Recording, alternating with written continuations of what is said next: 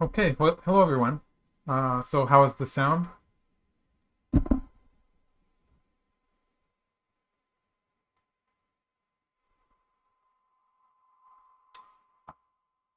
Yeah. Oh, great. So I'll start. So the present board position, for a moment it looked like black was going to get out into the center, but they've traded, and so white has a position towards the center, and it's just taken a big side point. Black has a lot of territory, so it's a territory versus influence game. Okay, so that really started after white invaded the right side and black got a ladder break. So just to clarify about the time, the time control is 1 hour apiece, and I think they have 1 minute Yoyomi, 1 minute overtime, and just one time of that.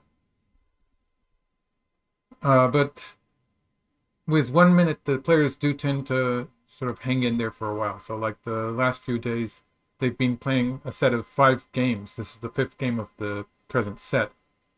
And it has been taking a while. So it's going to be going on for a few hours at least, I think. Okay, so for the time being, it's looking pretty peaceful with all of the black groups alive. And so the rest of the game is going to be played in the center and on the left side of the board. I don't really see what white's going to try to do with this. Maybe white's going to sort of slide into the corner a little bit. So he might be trying to convert into territory here. In this year's tournament, Fang Tingyu was the first Chinese player and he won his first 3 rounds. So he had 3 straight wins, knocking out 2 Japanese players and a Chinese player, I believe. I mean, a Korean player. And then, let's see, it was Kan Dongyun, who had 4 straight wins after that. And now we're at the 9th round with 4 of the Japanese players knocked out. And so IYAMA is the final Japanese player. And China and Korea have 3 players each. So that's where we are here. IYAMA did have a winning streak last year in this tournament. He had 4 straight wins. And Japan eventually came second in the tournament. So it was a final between Shinji So, and I think the Japanese final player was Ichiriki. Yes, so white's play, Stefan Kreischik is saying, looks inconsistent with the M2 block.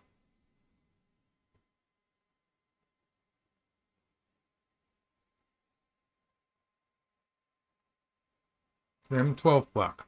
Ah, yes. So yeah, I get the reference. White's play is sort of inconsistent, but it's sliding into the corner. So grabbing the cash. Sometimes this kind of play can work also. It's a bit weird that white has suddenly stopped trying to make the center. But it's, in a way, it's a kind of a more balanced way of doing it.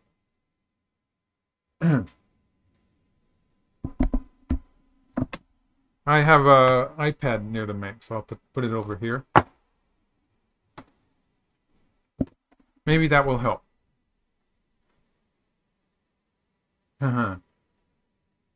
Okay, I'll go back to the beginning here. I don't think anything all that exciting will happen here. White should have no trouble living in the corner. So white's local moves white would have a choice of playing a Hane underneath. So let's see. I can actually make a diagram. So white would have a choice of playing Hane underneath, or playing an Atari here, or playing something a bit more loose. So that would be something like this. So white does have a few choices here. The shape move would probably be the Hane here. This would be the safest way to play. Whatever white does, it's not going to die. So white's going to live and take away most of black's corner territory probably. And black has a better position to the left side. So what happens next on the left side could be pretty important. Okay, back to the beginning. So Yama really likes to play 3-4 points. He plays a lot of 3-4 openings. I think in this modern age where people do a lot of research with computer programs, they tend to assume star points. So like people are used to seeing their opponent place star points more often. And so that could be part of why Yama plays so many 3-4 points, because it sort of takes it off the map. That's just a theory that I have, a hypothesis. And so black plays diagonal 3-4 points. And this is a kind of opening where black has a tendency to take a lead in territory. But no 3-3 invasions in this game. So it's more, you might say it's more conventional.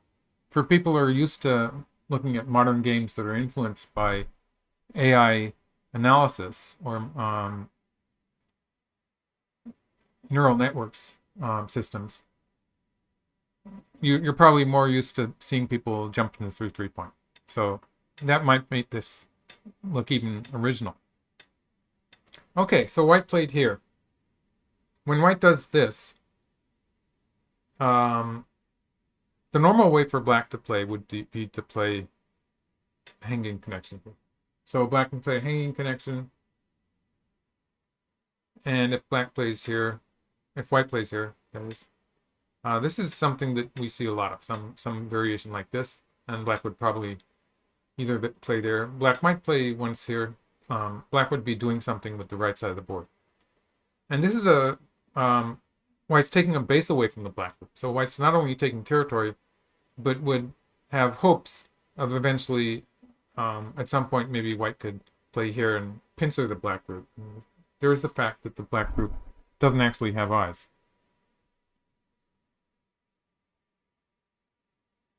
So this was probably what white was aiming at, but instead black played away. So this is pretty unusual.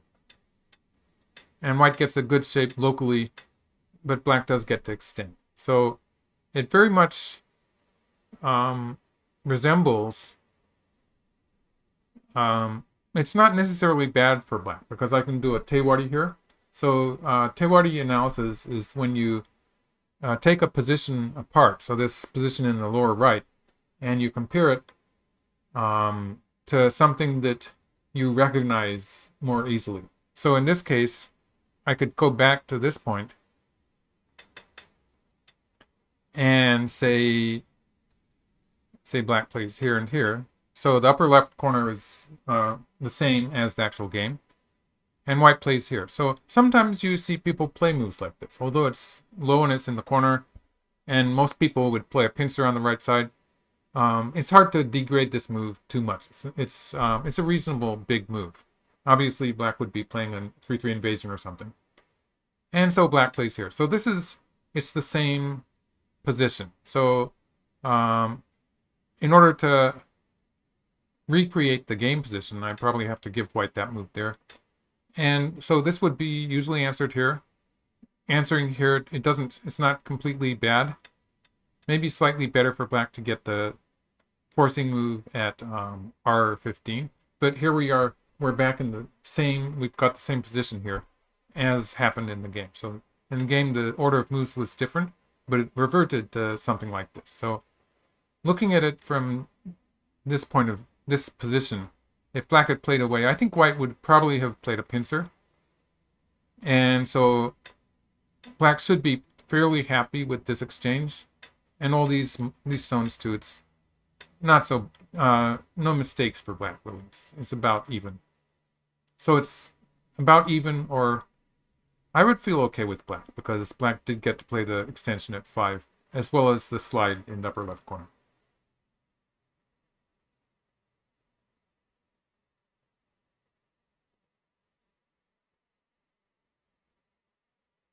Okay, back to the game.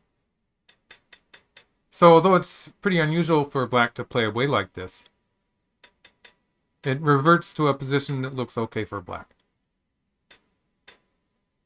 So here black has played away, and white cuts. White can take in a ladder, but of course black gets a ladder breaking move. So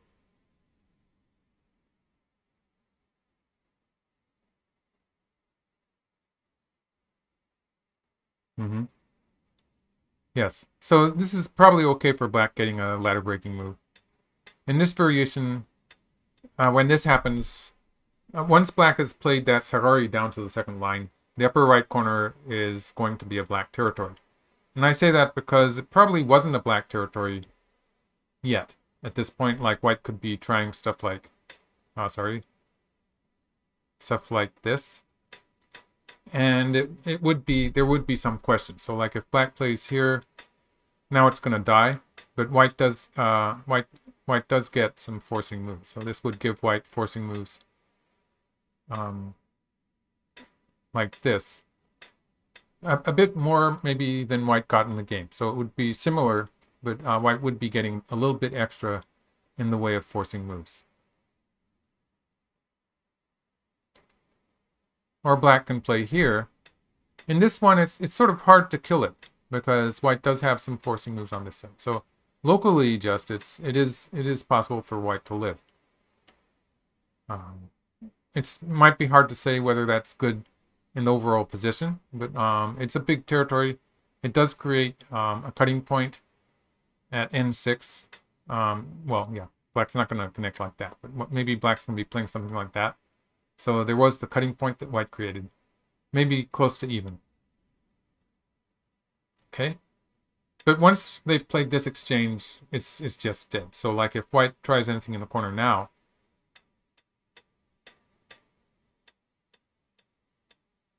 it's relatively easy for black to kill it.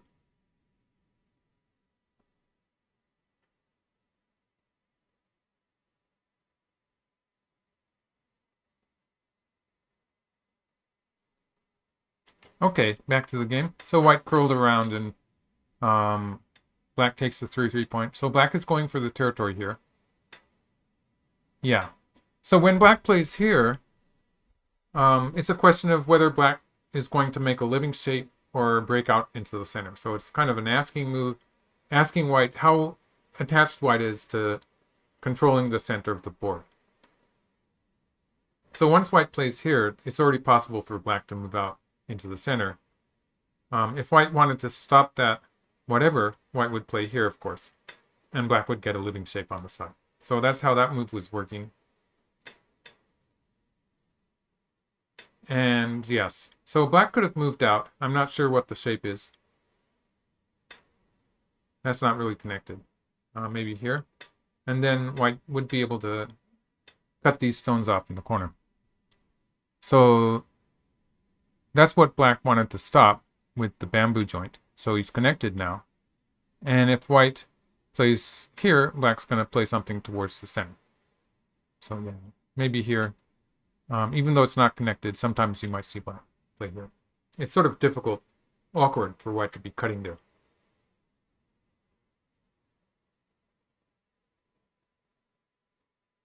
And white covered. So this was a trade.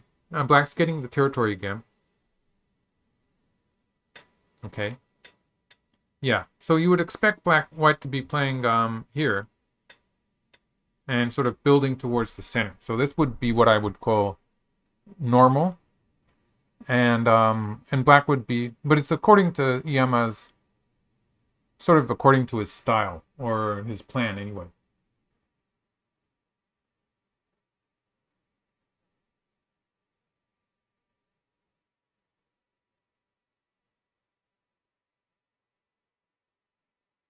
Yes. So just taking a quick look at the comments.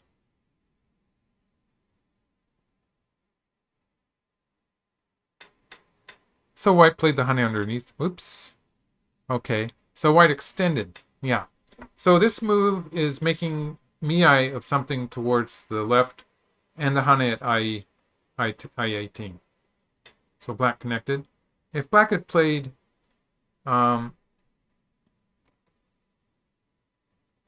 yeah, if black had played Black doesn't really have so much potential for a moyo. It's a bit too much space there. Okay, if black had played here, that would be threatening the two white stones, and then white would play here. So the problem with this is that it leaves a cut on the fourth line. And if black escapes, this is pretty painful towards the corner. So black doesn't really want to do it this way. But if black allows white to capture those stones, that stone, then now black has to deal with the cut on the fourth line. So that's why black is not... So for instance, I didn't even do that move, but if black plays like this looks a bit painful. So that's why black didn't do the sagari. And white, yeah. So white's alive. Oh, there's up to this point. So yeah.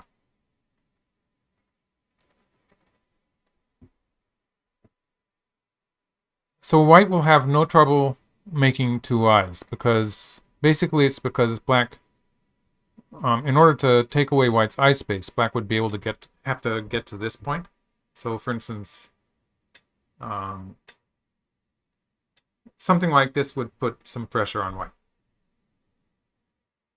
But of course, white would probably answer on this side. Here or here. Yes, and so I said that black's probably not going to get a big moyo on the left. It's sort of difficult to surround it, just because, for one thing, white has... So yeah, so like if black gets too high, white has an entry point here, which is sort of threatening to connect up to the corner or move out to the center. So there's that weakness. And there's a lot of space. Like the fourth line would be reasonable. I don't know. I would intuitively play here. Sometimes you see computer programs suggesting the shoulder hit. So it's like the famous AlphaGo shoulder hit. And there's also the fact that black can't let these stones on the lower side get cut off. So sometimes white will be doing stuff like this to try to cut these 5 stones off. So black has to be aware of that also. And it does make it sort of difficult for black to get a lot of territory on the left side. It's probably going to be a bit more than what white gets in the center, but to a certain degree they're going to cancel out. So white has something like less than 15 points in the lower right corner. Let's see, let's go back to the game position. And they're still like this. And a few points in the lower left corner. So that adds up to close to 20 points. Then white has maybe about 10 points on the top side for the time being. Although it's still a bit of a... White does have to be careful if black gets stones in the vicinity. So black, in some cases, black can be... Black's probably not going to let white cut like that. But in some cases, black can be invading the top side. With a cut there also. There's a cut here. So there's some stuff happening on the top side if white's not careful. But let's say for the time being, okay, black connected and white took the corner.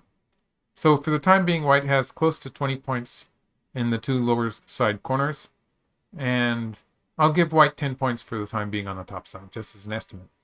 Black has more than 20 points in the top right corner.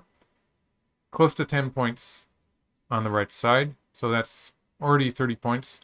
And then black has this left side. So things are pretty close before we look at the left side. So it's the black's left side against white's center.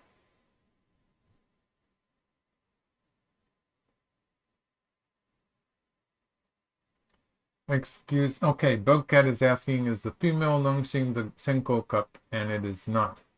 But offhand, I can't tell you. The Senko Cup is a single player thing, so it's a different tournament.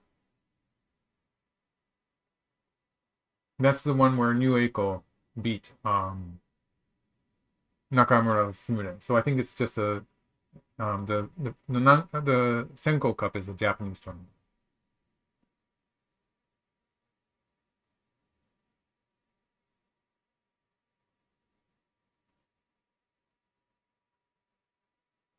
The name of the move at M2. That's Dave Peter asking. M2 is a sagari on the top side. So it's an extension down if we say it in English. But the Japanese term is sagari. So like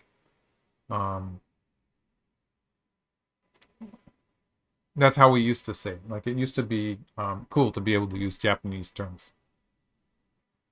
Okay. So back to the game.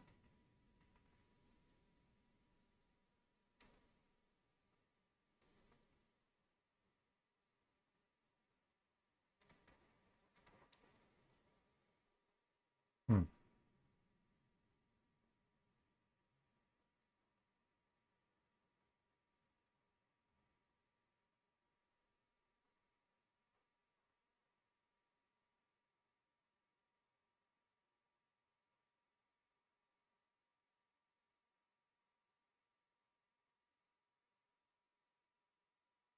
Yeah.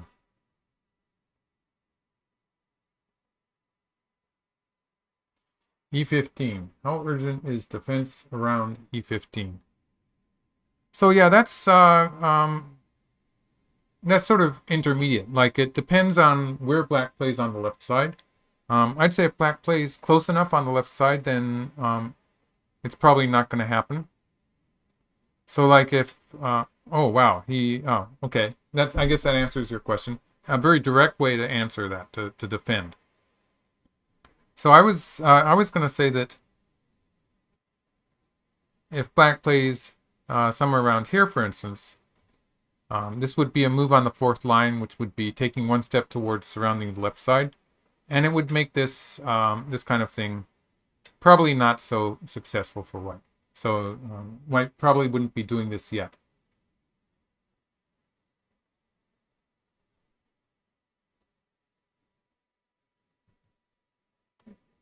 But it would maybe be a bit of more of a problem if black did something like this, in which case there would be black probably wouldn't even cut it through, but there would be a lot more potential for white to put pressure on black and make trouble here. So this would be potentially very dangerous for black and would be bad in any case.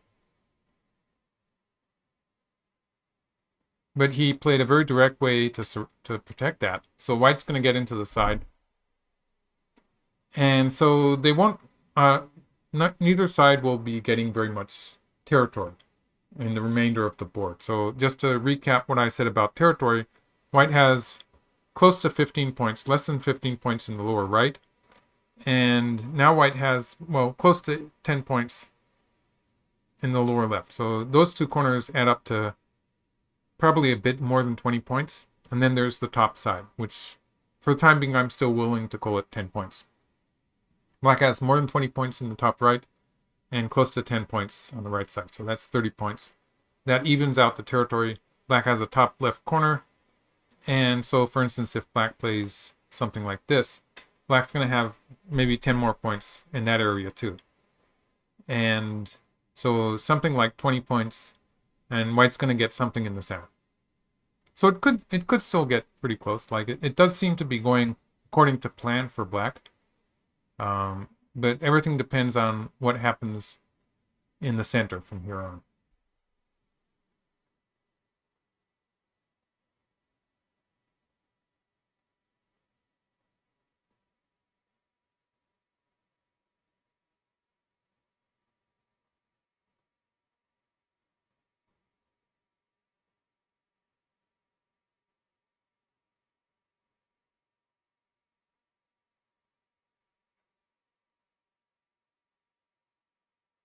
Mhm.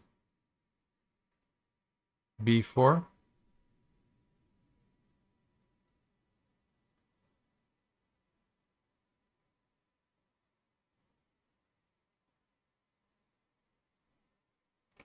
Okay. And Amdapala is asking how to answer B4 to aim B8. B8?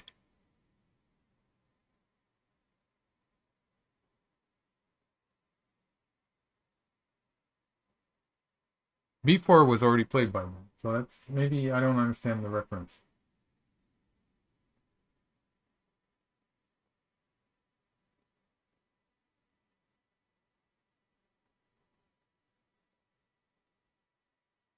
C4 to aim at B6.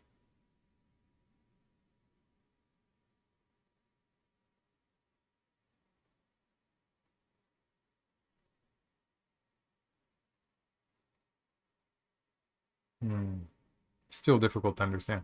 If white plays at c4, let's just put it on board. So I suppose it's this move.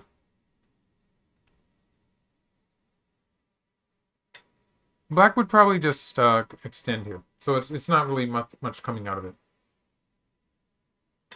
Sometimes white can play this exchange and get a forcing move here, but it's probably not that effective. So it's probably not worth doing yet.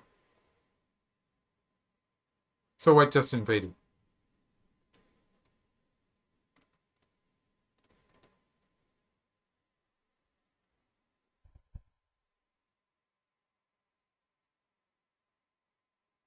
So black does have a big move moving out here. Like, I think the choice here for black is whether black wants to extend here, which would be taking territory on the side, or does white want to do something in between this white stone and the white stones on the top side. So that would be something more like this kind of move, which would cut white off.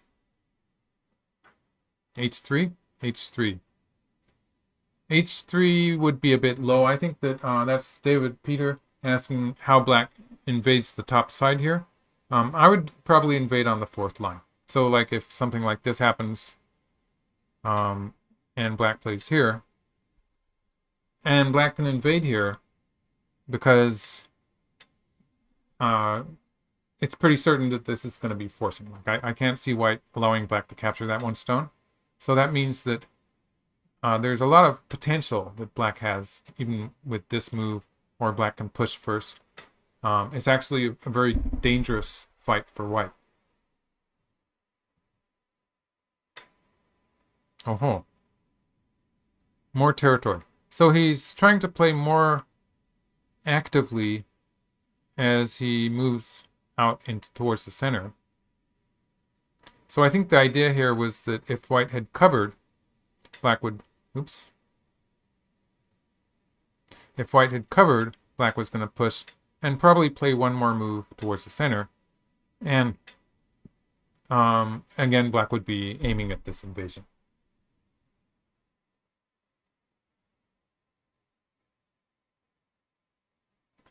Okay, moves like d6.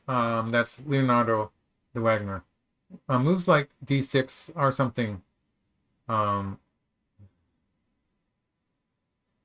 something that white could be looking at. So that would be more like if white plays it immediately, though.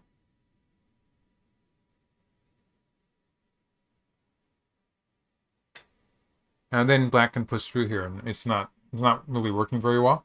So white would probably actually start with this and stuff like this. So white does have this kind of move to play when white is thinking of surrounding the center there, or the top side on a larger scale. So for instance, something like this would be the general idea for white.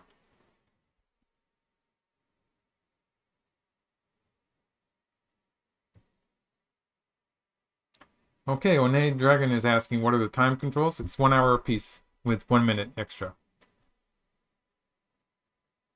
I mean, overtime, that is. Okay. Okay, so white pushed here. And when white pushed there, the idea is that this is going to be forcing.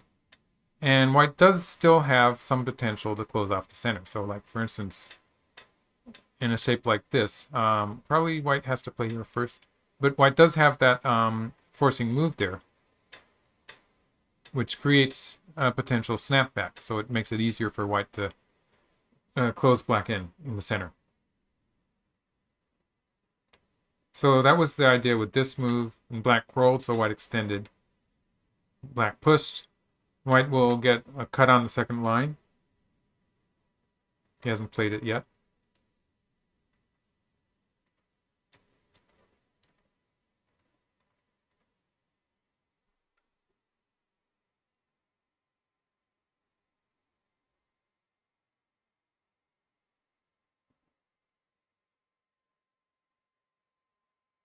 G6.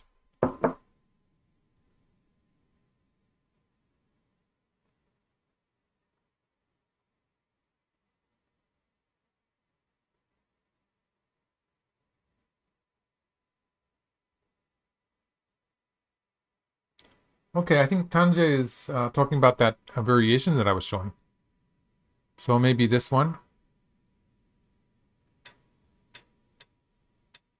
So yeah, this is a variation where black did play G6 maybe, yeah. So this one. So more direct would be this one. It's not really, at some point white's going to play this move. It's not really working so well. So like this would be like this. White would be able to force with this. And this looks, the ladder favors white. So yeah, this looks good for white.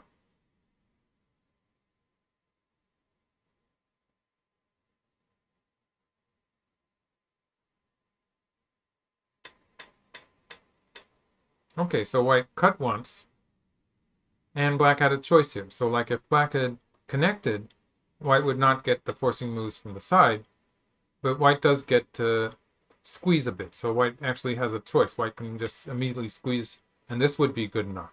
Or something similar would be like this. Sorry. This would be good for white. White could try to get fancy and play like this, in which case threatening to capture the stones.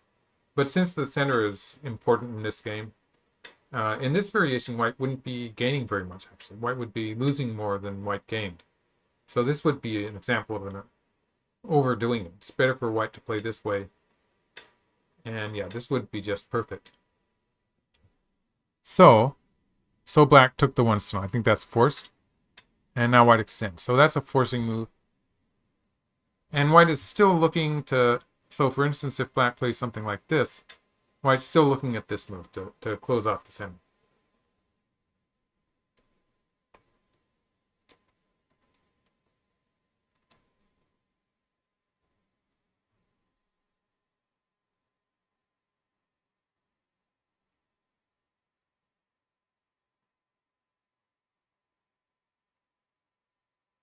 Hmm.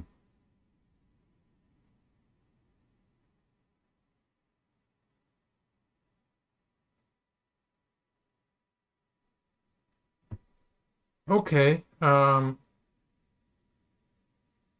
Right. So Ed Helen is asking about the top side, and this is in the Twitch chat. But yeah, black does have stones undercutting the top side, so that means that both of the white groups on the left and the right, they don't have eyes. So for instance, if black invades somewhere on the top, I was talking about the top side here. So if black does invade somewhere on the top, black is looking at not only at attacking white stones on the left, but also is looking at this cut here on the right. So there is some potential for an attack there. So one of these invasions would be a potential attack against all of the white stones. It's just the fact that not only does black have stones underneath the white, undercutting, as you put it, taking away white's eye space, it's also the fact that these white stones don't have any extra liberty. So it's just the left side here. Black has filled all white's liberties from the right. And so that makes them relatively weak in a potential semi-like shape. Race to capture this.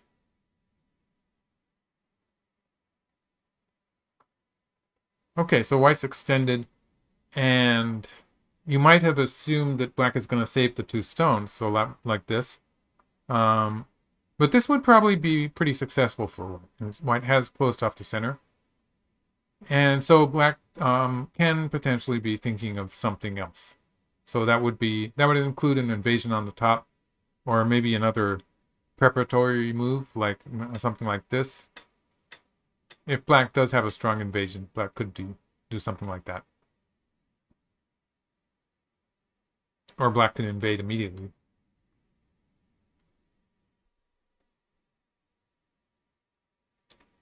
For stones at d7.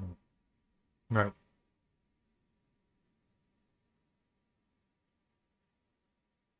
Okay, Leo's going to get some sleep. Good night.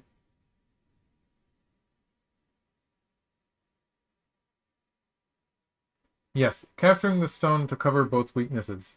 Abdipala made that suggestion. Yes, that is an option, although it's a bit submissive. So in this case, white would probably try to find a way to close off the center after all. So maybe something like this. And because of the mark stone, the stone with a triangle on it, extending white's liberties, white does have a fairly strong position in this upcoming fight in the center. White's not going to get into that much trouble. So you might expect something like this and something like this. White is going to get stones towards the center. So maybe this could happen, but it is sort of according to plan for white. F10.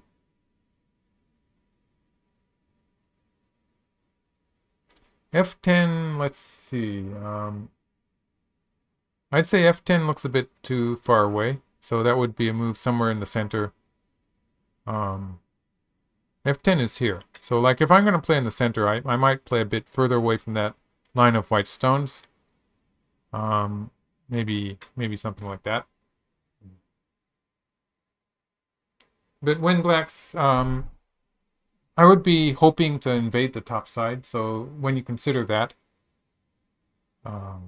it seems maybe that this stone is in the wrong part of the center. So like if I was going to make a double threat, it would be closer to the top side. I would be finding a stone there, a way to do that.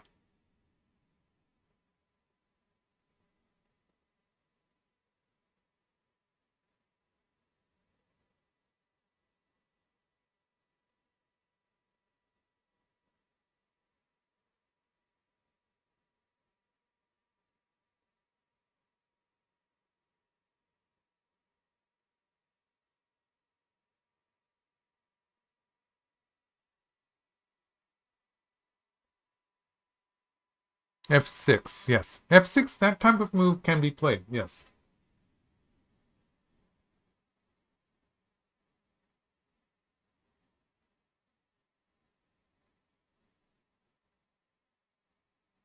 G6 is also a possibility. It's not completely connected, though.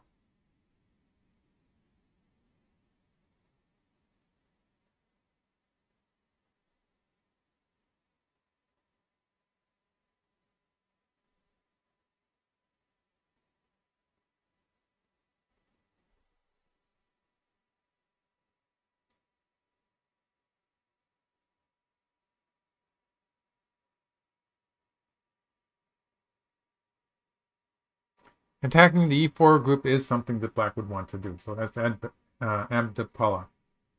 For the time being, it's black sort of weak in the center there. So there is some potential for white to be closing that black group, closing the top. So yeah. So moving out in the center first, and then sort of like this. So like I was suggesting moves like this. Also, yeah, this was suggested. Somewhere around here, allowing white to do that, and then black could return to this side. So this kind of thing seems like a reasonable idea.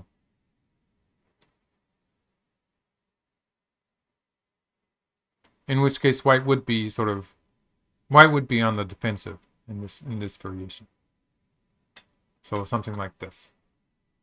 And with 5, black would be completely connected. Without that, there was the potential of white cutting black off with something like that, and it is cut off.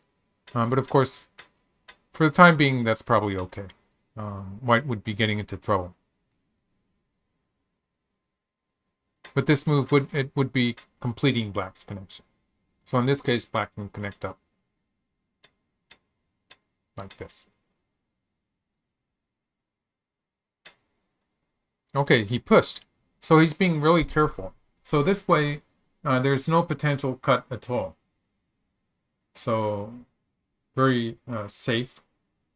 No, IYAMA was not a student of Takemiya. So that's Murd K. Yeah, thanks for posting my YouTube channel. Yeah. The name of my YouTube channel. So IYAMA was a student of Ishii Kunio, who was a professional in the western part, in Kansai, or if we're talking city names, he's in Osaka, in the Osaka branch of the Nihon Kin. And so that was his teacher. And Ishii Kunio is also a 9-dan. He's also a player who spent a lot of time actually in the round robin leagues. So there was a time when he was one of, you might say he was one of the top players. But IYAMA quickly surpassed him.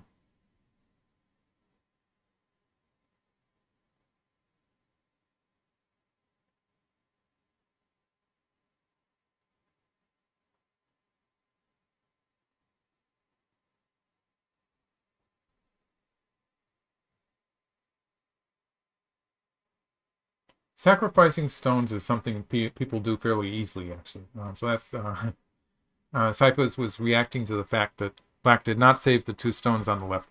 Actually, taking the 2 stones is sort of annoying for White, because when White captures the 2 stones, Black can continue with this, and White got 4 points in territory if we count two extra points for the captured stones, but Black is actually getting more than that. So White has not gained in territory and only has 1 eye. Thank you, PhD Tony. Thank you always for your support. And so this is not all that satisfying for White. It's sort of annoying that White played there to capture the 2 stones, used a, well, didn't actually use a move in this variation, but played first, and is only getting 1 eye, and has lost territory, actually. So, like, the territory, if we compare it to a variation, for instance, like this, where Black saves the stones, potentially this is better for White when White is maybe putting some pressure on the Black group in the lower left. So in some cases, this would be a more effective way of playing. Or White might try something a bit more fancy. Okay, what is the priority? That's always a good question. Stephen Kaishik. For the time being, there's a potential race to capture on the top side. So I'd say it looks like White should be able to win by 1 move, but I'm not sure. So let's take a look at that. So let's say White plays something on this side, and Black cuts and plays like this. White has 6 liberties. And Black has 7 liberties. I think actually White's going to win this race to capture. Because there's this Tetsuji here. Sorry. Where White can crawl here. Actually, White's going to fill a bit. Yeah. And now White can crawl here. And Black is going to be forced to fill one of his own liberties. So it's a case where White 13, and the fact that White's going to threaten to connect underneath on the first line, it actually fills an extra Black liberty. So back at the point where Black connected at 12, it looked like Black had 7 liberties and White had only 6, but this Tetsuji reverses that. So basically White will eventually be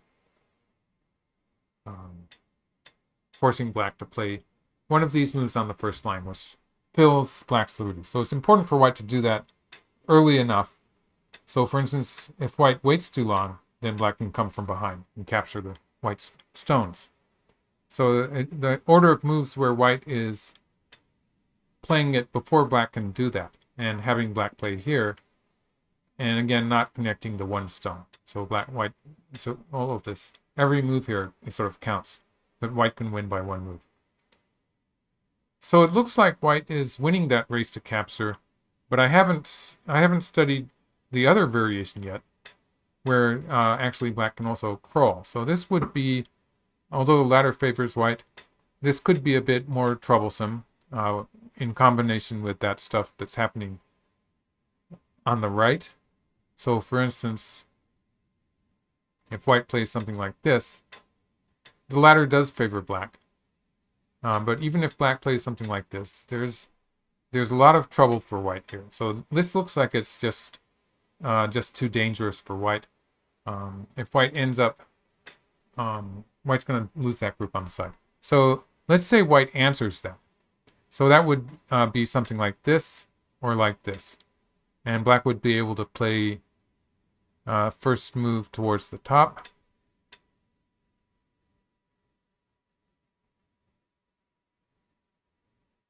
Looks like this one might be a slightly different story. So if we say it's something like this, and black has 7 liberties, and again white has 6. Only this time, this move is going to fill white's liberty too. So now white has 5 liberties, and black has 6. Looks like black is winning this one.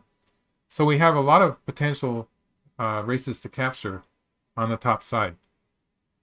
And I think that with the crawling move at 6, black does have some potential to win that. So white extended. Yeah, so that was really, it was a lot of reading necessary to say whether or not white had to play that move locally. A lot of calculation.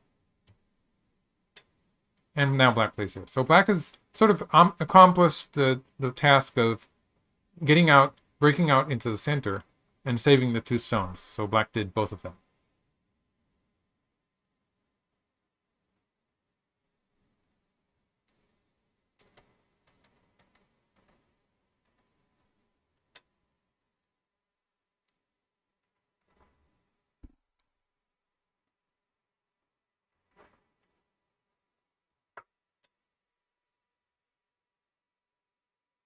Okay, so this is a tesuji.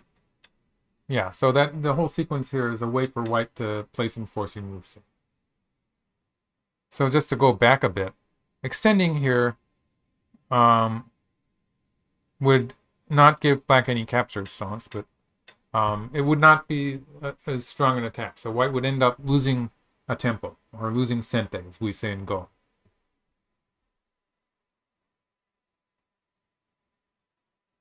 So this way white has these forcing moves, and he's pausing, but I'm sort of expecting black to connect here. This ko would be a bit worrying for me because it does involve eventually it involves the health of that black group on the right. So,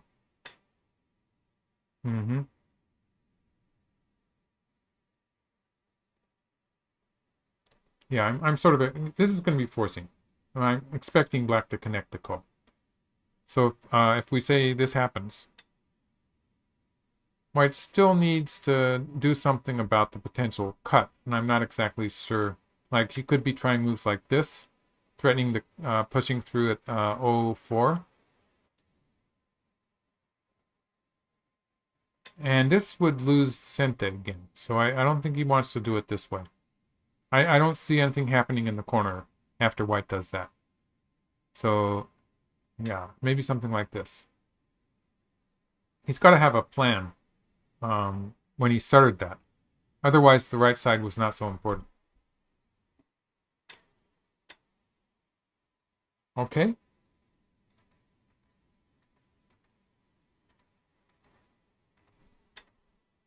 Okay, I think black's going to play away now. So yeah, I guess I did fairly well in guessing the moves.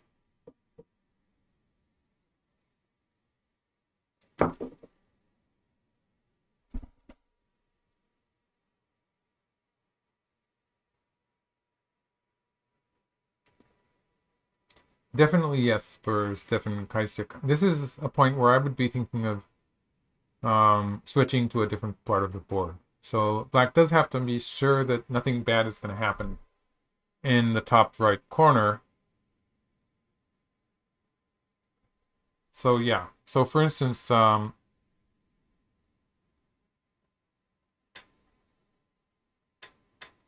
variations like this, one would have to look at that. I think black's going to be okay with this. And like this kind of race to capture is generally, it's not going to be a problem. It's like, even though white can, for instance, play here, maybe something like this, it's not going to be a valid race to capture. So that's going to be too easy for black. And white's played all the stones from the inside so far. So even getting some kind of a squeeze is probably not going to be good enough. Okay. Right. So this does put some pressure on white on the left. Like, it looks a bit difficult for white to escape. Well, it's not going to die, but it's white's going to get pushed around a bit.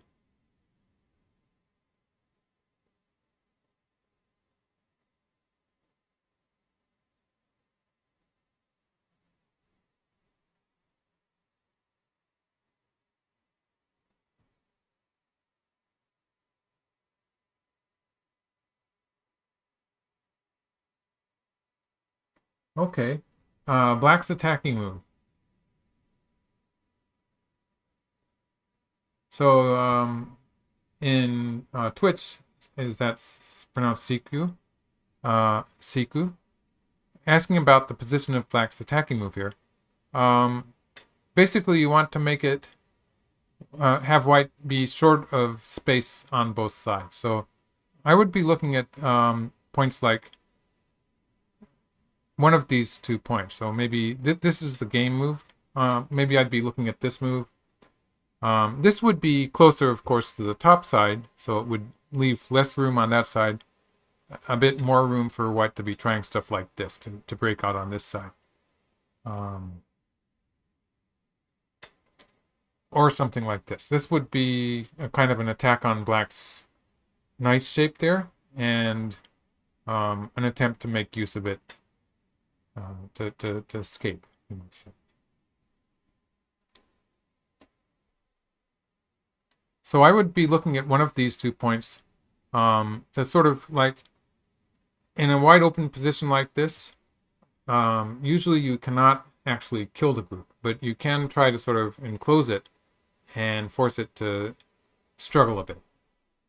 So a move like this would do a fairly good job of surrounding the white group and forcing white to try to make 2 eyes somehow.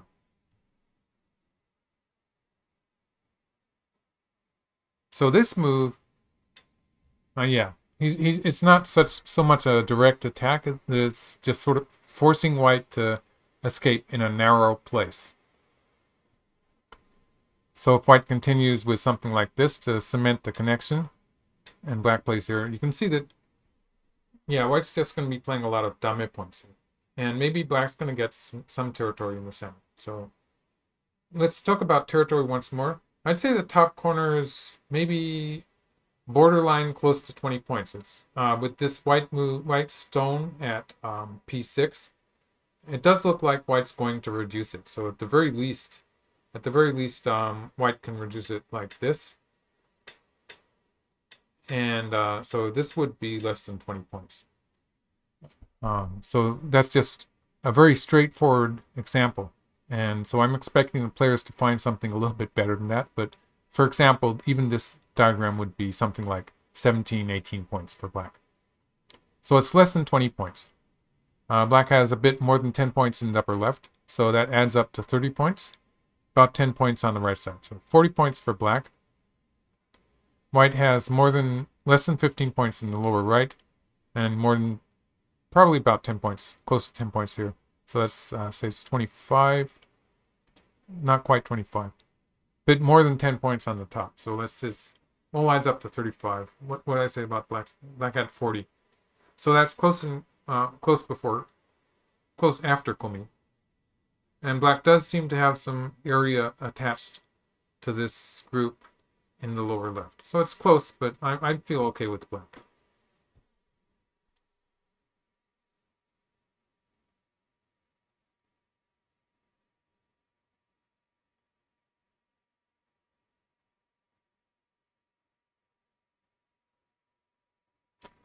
Q3 plus P4 is potentially a problem. Yes, if anything, that would be a problem.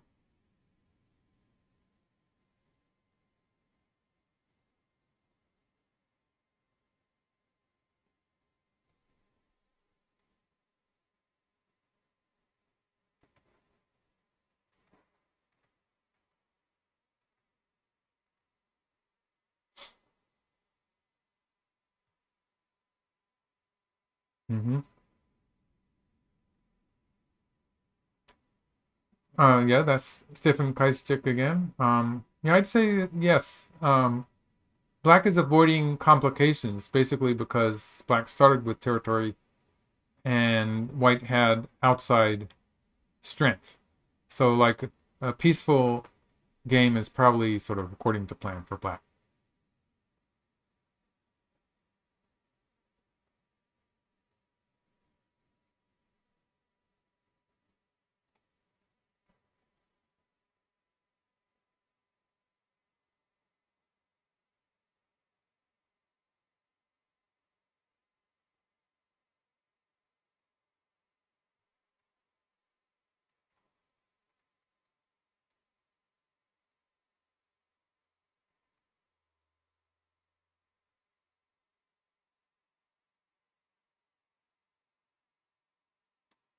Thanolnoff is asking about the territory again.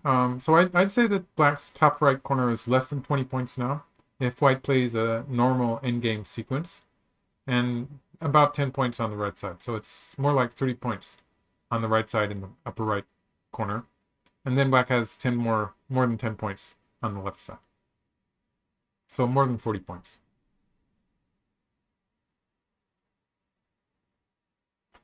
If white tenukis here, it does look dangerous.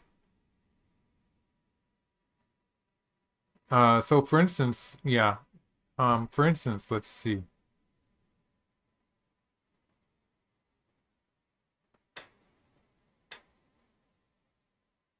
Something like this. This just looks dangerous.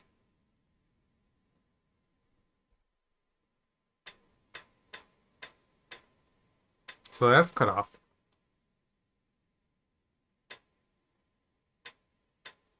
And that's cut off. So all of black stones, with the marked stone, it's actually working very well to connect everything up. Yes, so I don't think it's a good idea for white to play away. White should play some kind of connection.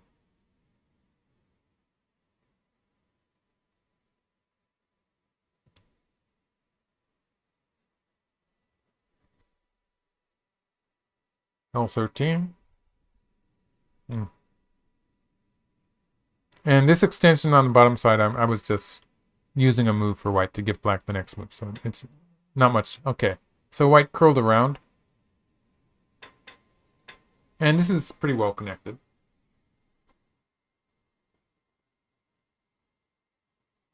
Right.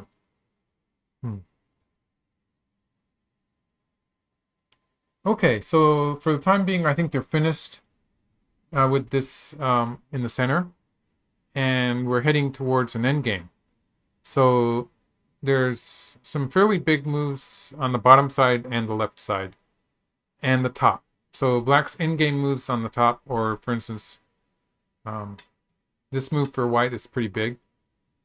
And this move, it could actually have something to do with the corner if white plays here and black plays away. Let's see if white can get anything here. So for instance, something like this. Yes, so like with that stone at 4, that's an extra attack. So like in this case, black has to connect here. We're getting maybe a ko. White's getting something out of this.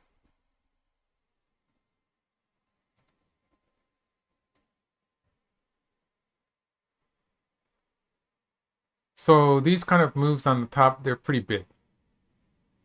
So if we assume this is answered with something like this, and white gets both sides, then suddenly we have a 20 point, more than 20 points of white territory there on the top.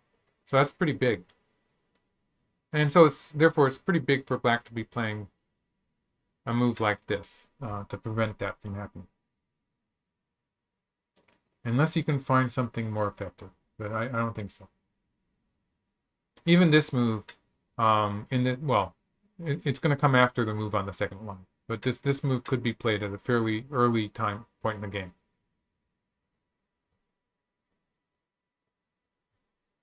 Let's get rid of that.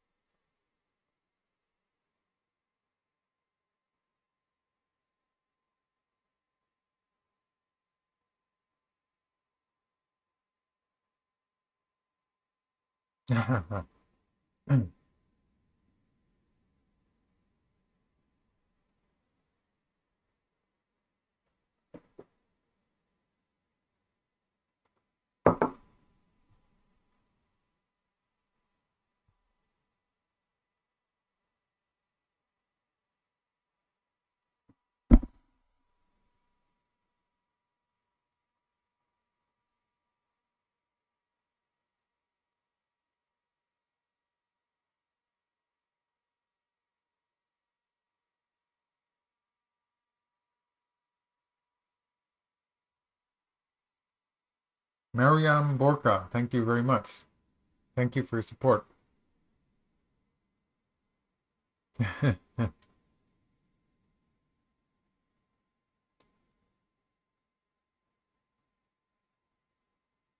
Okay, so the reason I said that black is probably going to play the second line in game before playing the monkey jump is that this move actually expands black's territory. So that makes it a more valuable move when we compare with the monkey jump, which is in the end it's going to be a sente move, an end game move, but at this stage of the game, maybe white's going to leave it.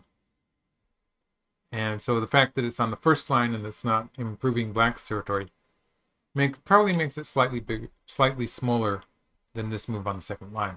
So that's the idea that I had. Although in this game it's probably pretty subtle.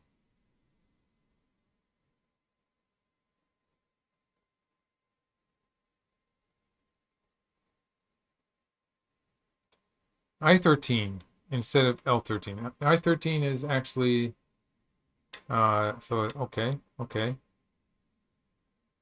So I13 we're talking about this move. Yeah. So this is a place where white can play at some point. So threatening to cut black off in the center would be a valid threat. Even if black plays there first, it's probably not going to be such a big territory. So like if I'm going to play with black, I would probably prefer, I would still be thinking of stones on the third line.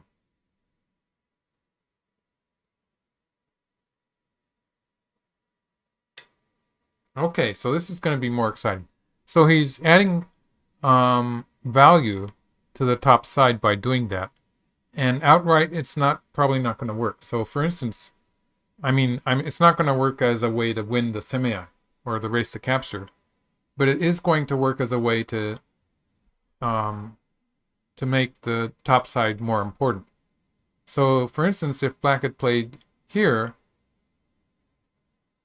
we can't be sure if white's going to answer them. Even if white answers it, we don't really know if how long white is going to continue to answer black's moves, because it's going to be relatively easy for white to close off the side, and then white would have sente again. So there's some potential that black would be losing sente. So I think that when black plays this move, it's more likely that black's going to be able to keep sente.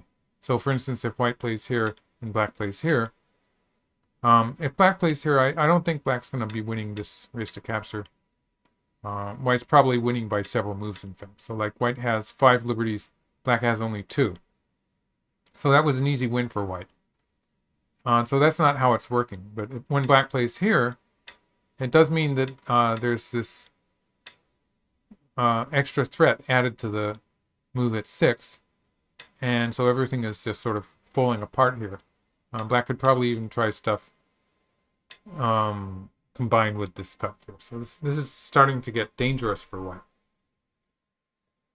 And so that means it's more likely that white is going to be answering to the end. So white would play stuff like this. And black would get all the forcing moves and would eventually be able to play this one too. Maybe black could wedge. So ideally, yeah, let's ideally say that something like, ideally black would be playing all the forcing moves on both sides. So something like that.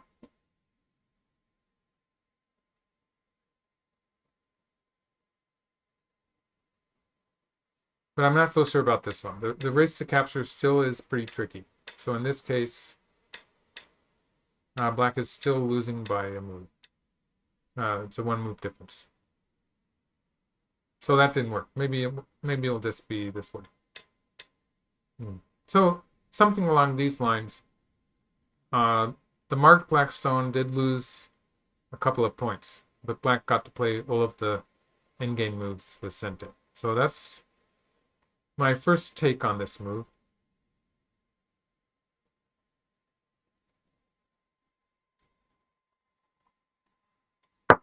Okay.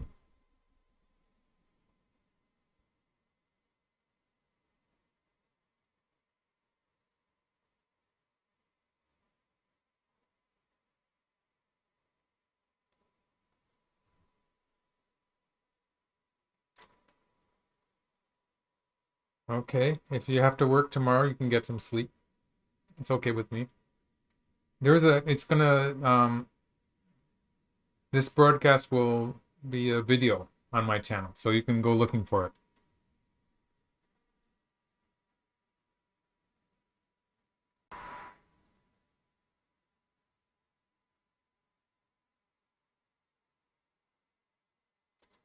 Okay, when I look at the server that's broadcasting the game, it says that IYAMA has about 10 minutes left, and LIAN Xiao has he's about 11 minutes. So they're both getting close to overtime.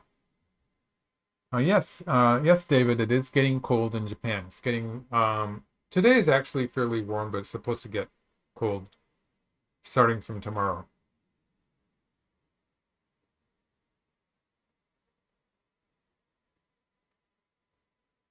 Right, black will keep Sente. I would assume that black will keep Sente on the top side. And C11. C11 is pretty big, but maybe something in the center or on the bottom side. Maybe in the center. Okay. Let's see if you can find something more effective than what I was showing.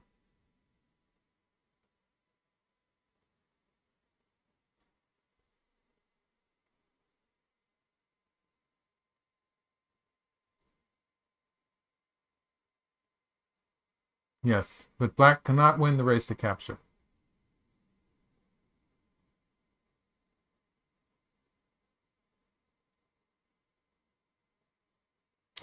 Unless he finds a way to mix it in with something in the center. So let's try that. So going back to this variation where I had black wedge here, I sort of want black to wedge. If only it would work. Unless black this would take a bit more of white's territory away. And then if black plays here, white does have to protect the center.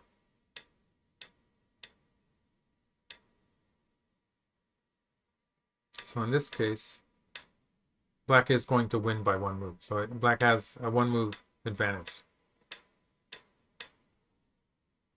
So that worked. Yeah, so that would be an option. If we go back to this variation and combine it with this,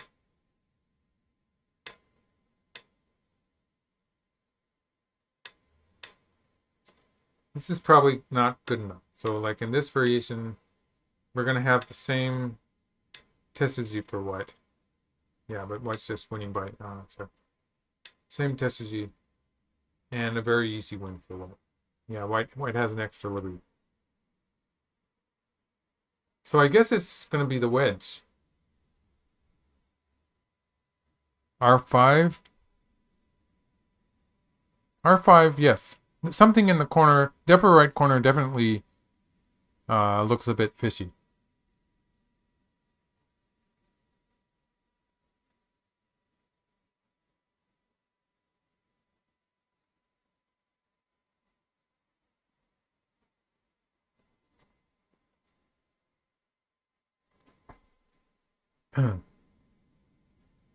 Carl plays Go is asking about, oh no, that's the next set of games. I don't exactly know. It's going to be probably somewhere around February, but I'm just guessing. Murd K is asking what server they're playing on, and here in Japan it's called Ryugen no Ma. I think it's It's one of the Korean servers. Mark. I'll call you Mark then. Okay.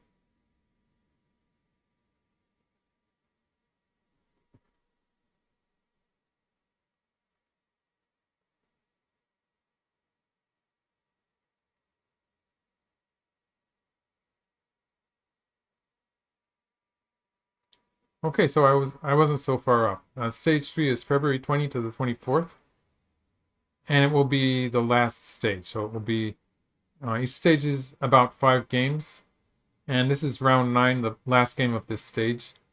They have a total of 15 players, and the 3 countries play against each other. And since there's one player who wins in the end, obviously, there's just one player who doesn't lose. So that means that with 15 players, they have 14 rounds. So I think they started with 4 rounds and played 5 rounds. This is the 5th round of this batch. And then we'll have 5 more rounds in the final set.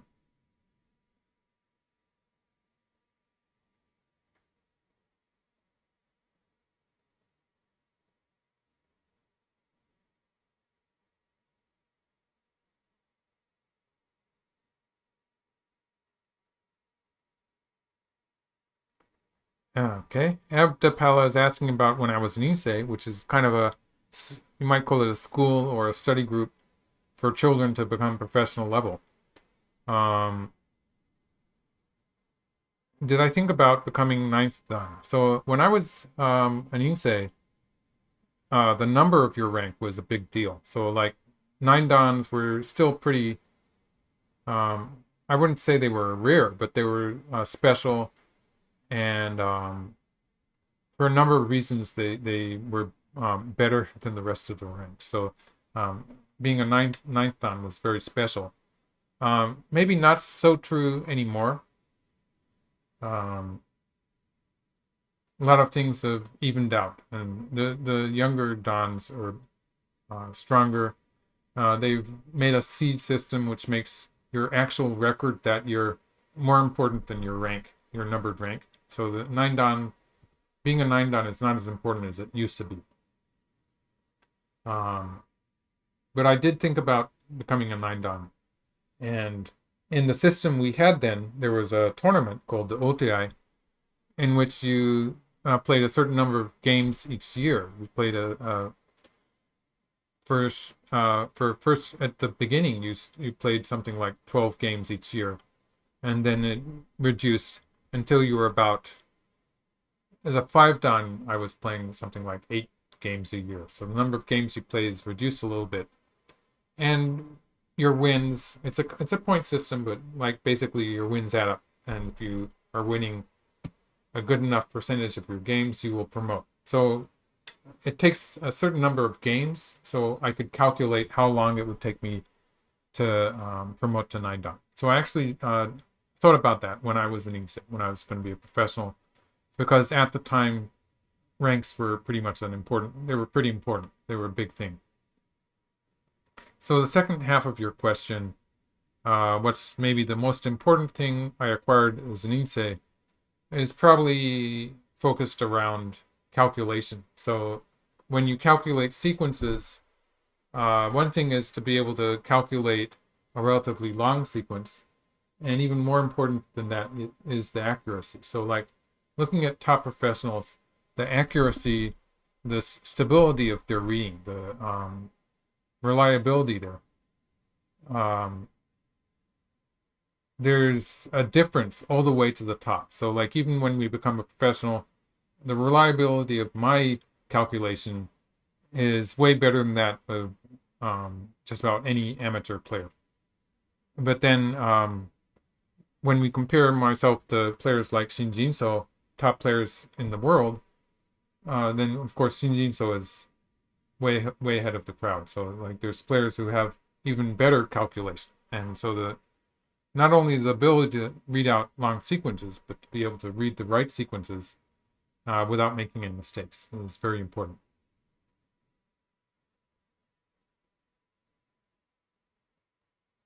Okay, so people are asking Ise questions. So that's to repeat what I said before, just to make sure everyone knows it. the Insei was the name of the what might be called the Go School. It was a group of players.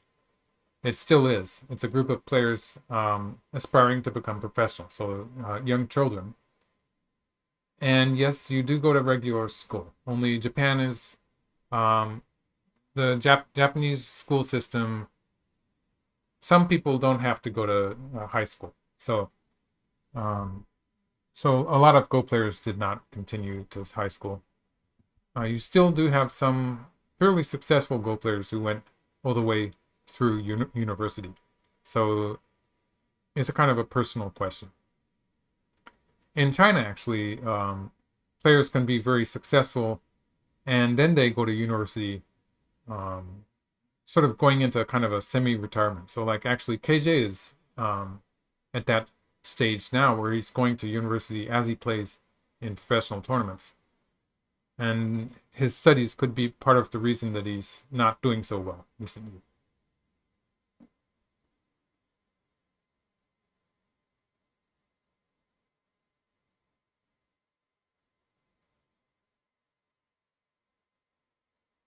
Okay, Mark is asking a difficult question here. So that's the person I was called Murd K or whatever. And yeah, Mark is a lot easier to say, so I'm going to call him Mark.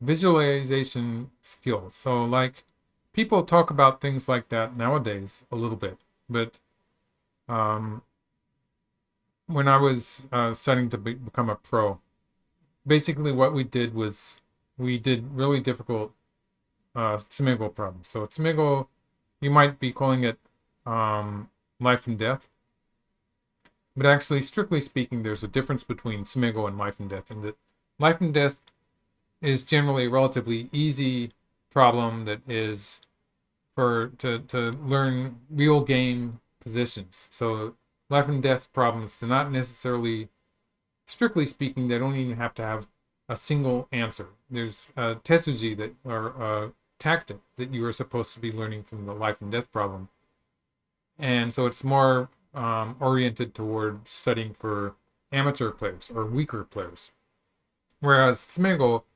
is supposed to be a kind of a work of art. So it's only allowed to have one correct answer for the first move, and then generally the opponent, the player, if black is answering the problem, the white player also has to have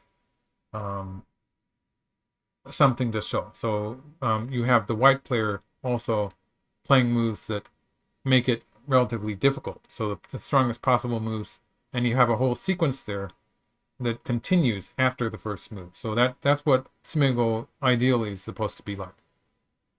And so this kind of a definition was, I think it was invented in the Edo era, which was a few hundred years ago in Japan, when Japan professionals were probably the strongest in the world. Like it's the Chinese had some strong players, but they didn't really have the same thriving big Go community that Japan had. Japanese professionals were sponsored by the government, so they were getting a lot. They had a lot of time to study because they didn't have to make a living doing something else. Daniel Ralia, thank you very much for your support. Okay, I think I covered the question. Yes.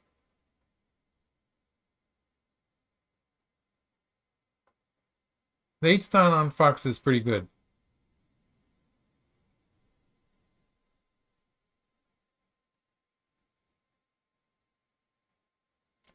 Yes, well, the point is that when young people do those difficult difficult tsumego problems, that can take strong players hours to solve. So some of the classical collections, for instance, are very difficult. And people hoping to become professional will sometimes do that without using a Go board. So they have the problem, and then they try to hold that in their head. So like my teacher would tell me that you have to be able to have a Go board that you can visualize in your head without having to rely on looking at the board itself. And actually he said you had to have two of them. one for the variations. So that's probably a bit greedy, but yes, you do have to be able to see what's going on in a kind of a diagram that you visualize.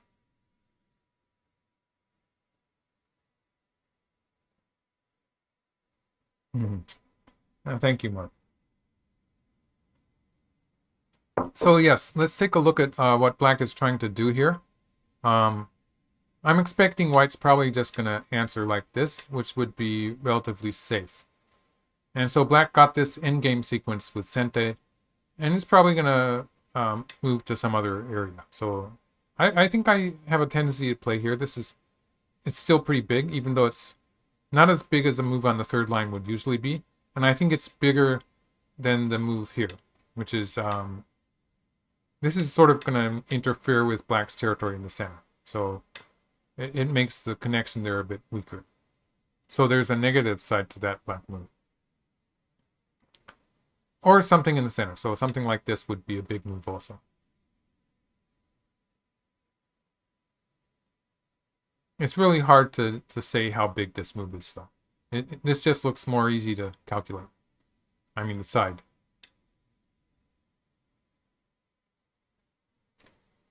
Okay, so if white plays on the other side here,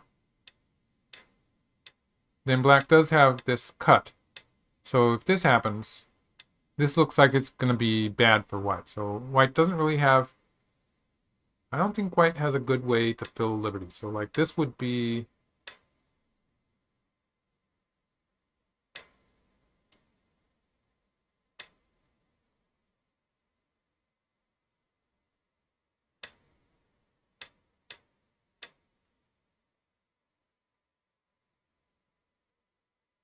white wins that one.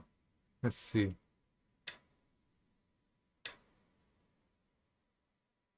So again, it's a situation where white can use this Tesuji.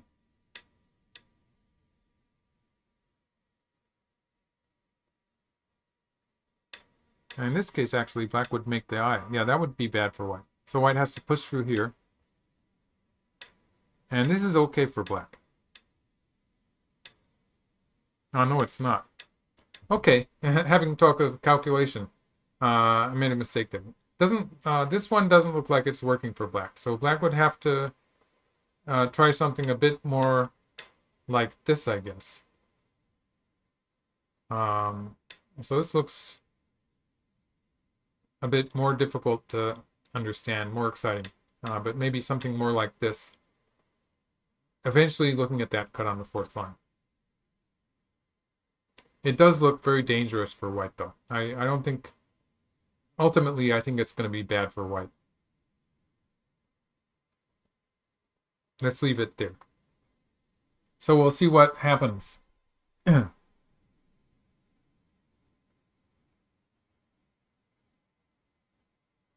Right, Chunky Gecko, I agree. Tsumego is fun, but that mental Tsumego thing that you're talking about, like in visualizing the board and then having the position in your mind,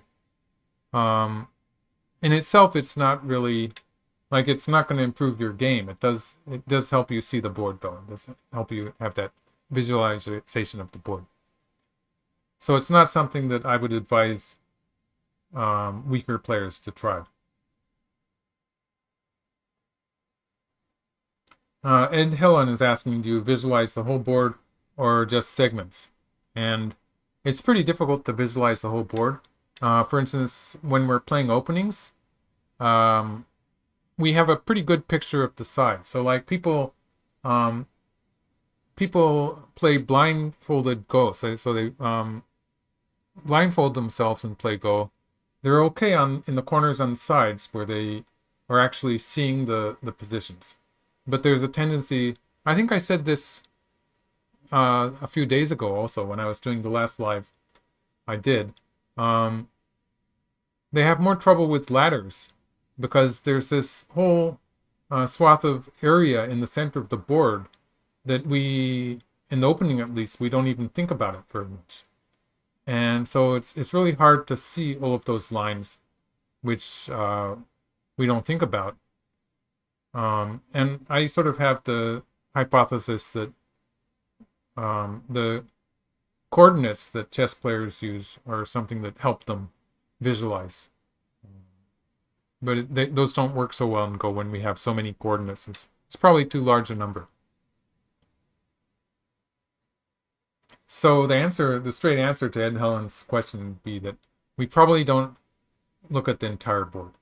I mean, visualize. We're visualizing more local positions.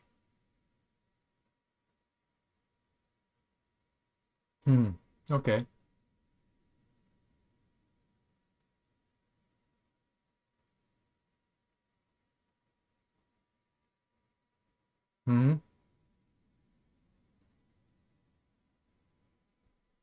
Okay, so black has reinforced the top right corner. So that's, I guess that's a big move.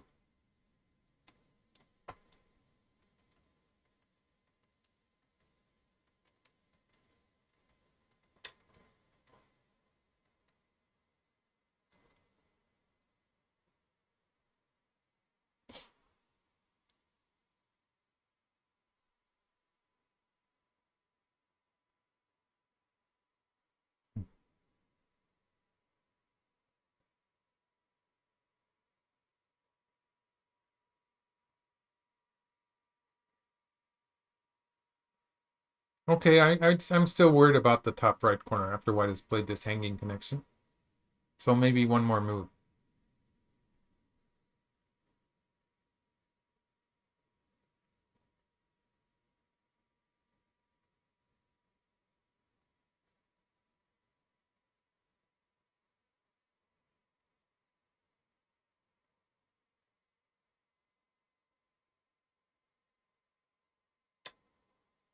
Okay, yeah, so now the top right corner is a black territory. Um,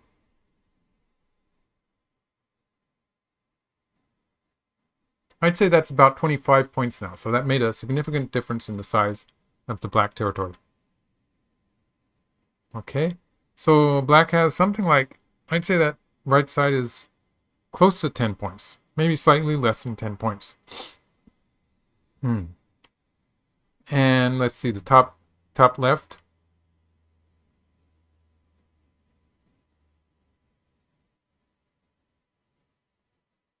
That's close to 15 points. So that's 25 in the top right, 15 on the top left, 40 points, 50 points. So black has 50 points in those three territories. And this area in the lower left and the center, no one knows how big that is. It's going to be some territory for black, but it's hard to say. So black has 50 points plus that area. White has less than 15 points in the lower right corner and close to 10 points in the lower left corner. And the top side looks like it's about 15 points now. So let's see, that's close to 40 points. White has a few points with that group on the right. So black has 50 points plus this group in the lower left. White has 40 points plus some overall thickness, you might say. A strong position in the center of the board.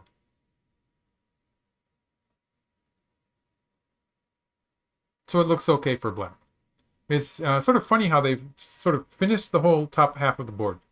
And everything's going to happen on the bottom half of the board now.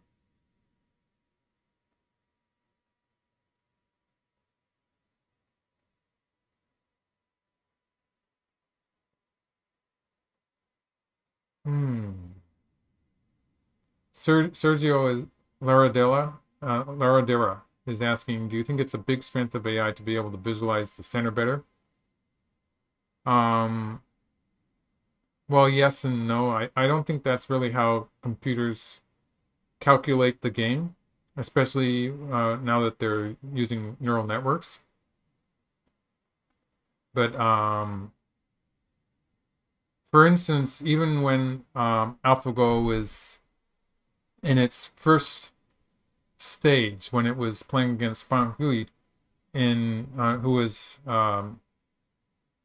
he was actually a professional player, but he was sort of retired and acting like an amateur player at the time. And AlphaGo was close to it was professional strength, but just looking at those games, it didn't look strong enough to beat Lee Sedol. So of course, the version that played against Lee Sedol was a lot stronger than that. But already it was looking like it was good at playing in the center, and so maybe to a certain degree, although I don't think that's, I wouldn't use the word visualize in this case. Why not D11? D11, D11, okay.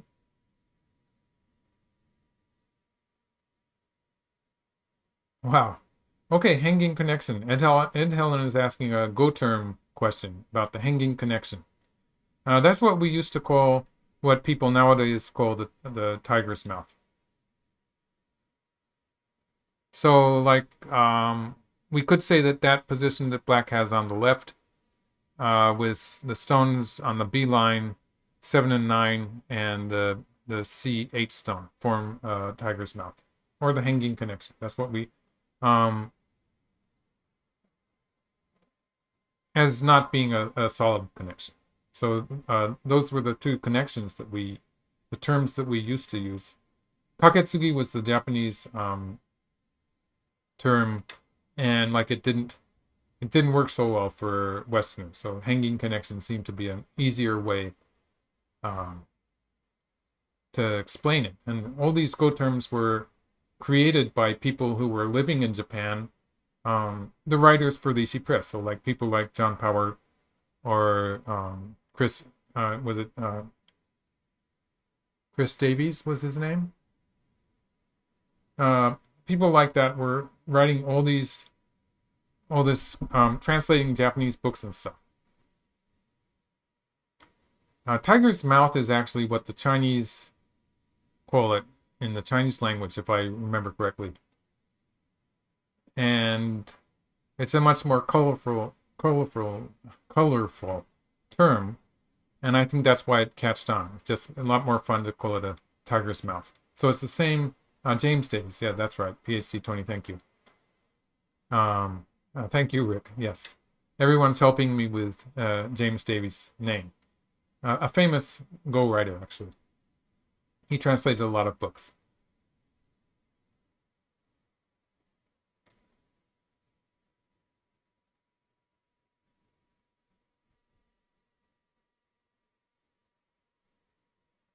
Okay. So we're into the end game, I would say. But the idea of an end game is sort of subtle, because my definition would be that an end game starts when you don't have any weak groups, and it's just the borderlines of the territory. And so within that definition, the end games can be starting very early, or they can be just like after something like 200 moves, if you have a lot of a very involved fighting game. And so it's not really a number of moves, it's more the situation of the board. So you can have a board position like this, where I'm calling it an endgame, because everything is settled, but depending on how they continue, this black group in the lower left could get into trouble. Or, for instance, if white got careless, that group, let's see, I'll try to make a diagram here.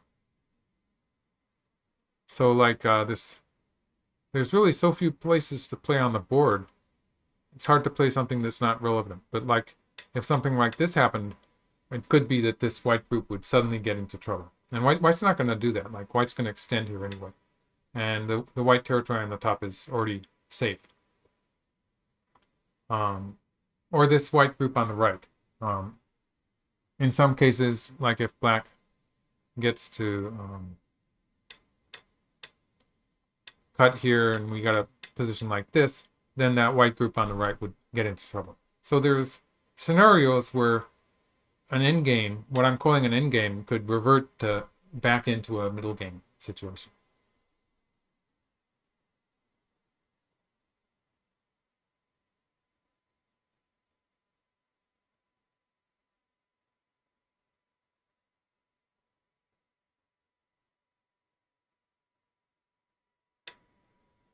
Okay. Black's playing very solidly here. So in this variation, white is getting some space there in the lower right area.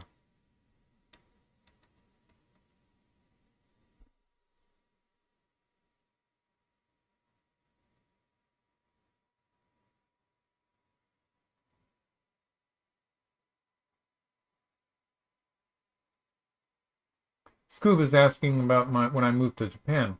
Um, I was 14 years old, and I had tried to learn some Japanese, but it was very not very much. So I hardly knew anything, and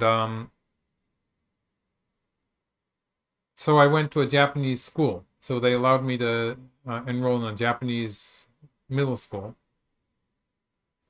and I just listened to the lessons. So after a while, I started hearing the words. Like at first, of course, it sounded like gibberish, but after a while, I started to hear what they were saying at least, even though I didn't always understand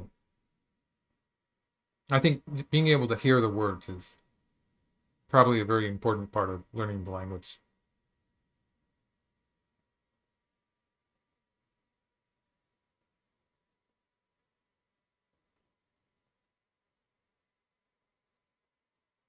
PhD Tony is telling us the AI thinks Black's lead has grown. Yeah. By human standards, this still looks like it's a close game. And I would need a few more stones on the board to be able to make a calculation.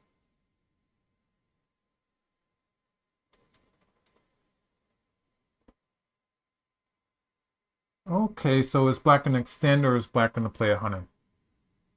I would say that Black should probably be playing a local move here.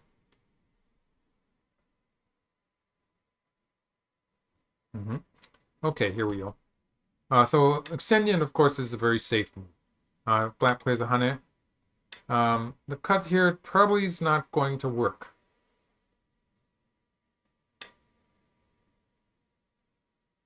Yes, but you do have to figure it out. Yeah, it looks like it's probably not going to work. Which means maybe Black can do this. So like this kind of thing would be maybe working on this side. So for instance, something like this. Black wouldn't want to play the cut though. Yeah. Yeah, I'm not sure this is good for Black though. Oh, but Black is out on the other side. Maybe this is okay. So Black would be able to, let's see, could do stuff like this.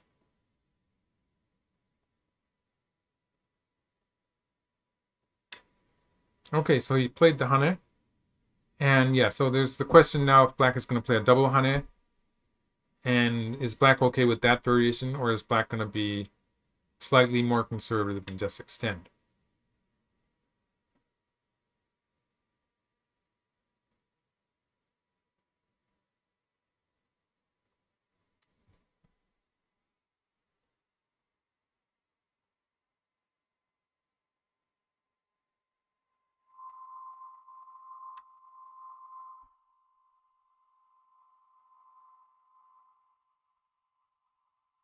Okay, so Black is getting some territory there.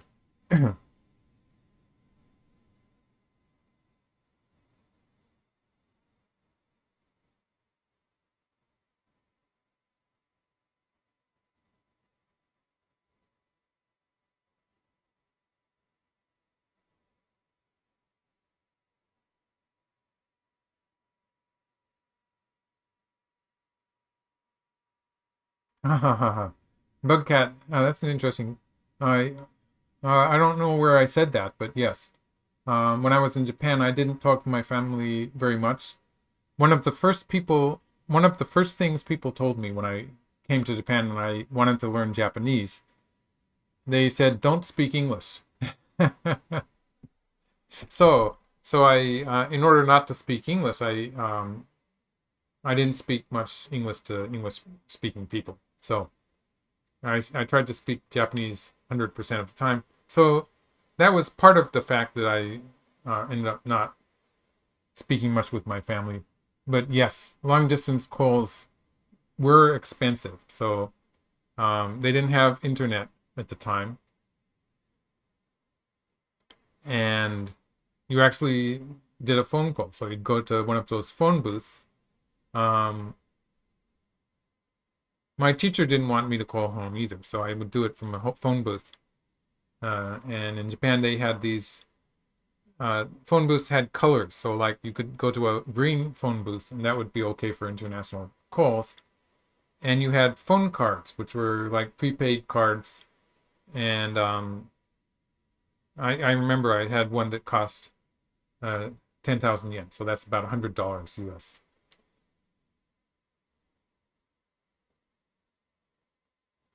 So I would call them occasionally, but generally, like they would call me on my birthday. My mother would call me on my birthday or on Christmas.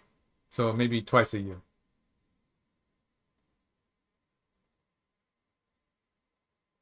Yeah, I guess the immersion approach did work for me.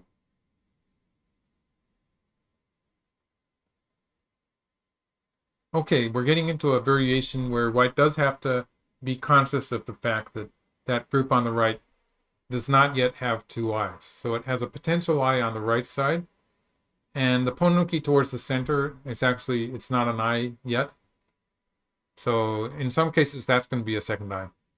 For the time being, white does have ways to connect up in various directions in the center, but white does have to remember that that group is not alive. So for instance, if white plays like this, okay, it's starting to look dangerous. It's probably okay, actually. It's probably going to survive. But it's a little more dangerous than it was before. So like,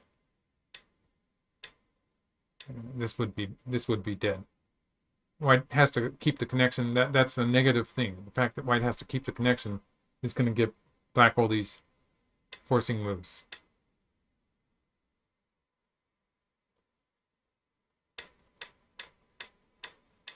For instance, maybe like this. Yeah, this would maybe be, yeah, then white would have to connect on this side. So you can see how black is pushing white around here. Yeah, my English. Okay, that's Rick Rubenstein. Um, so I think that, like, when I did the AlphaGo versus Lee Sedol commentaries, that was probably a low point in my ability in English. So there was a lot of, I had to think about it when I talked in English. Um, sometimes the sometimes I had trouble finding a word, so I had a fairly limited vocabulary at that time. And then I started doing YouTube videos with the AGA with Chris Garlock, and started getting more comfortable with my English. And then I did my own YouTube channel, and I think that actually did have a good effect on my ability to speak.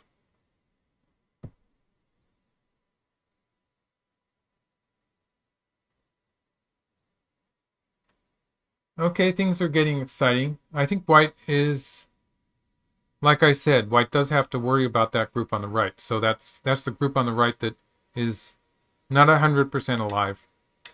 And yeah, so um, it's getting a bit exciting here. And I think black's lost the territory in the center, but white's going to lose territory in the center too. And immediately now, white does have to save that group on the right. It's not alive.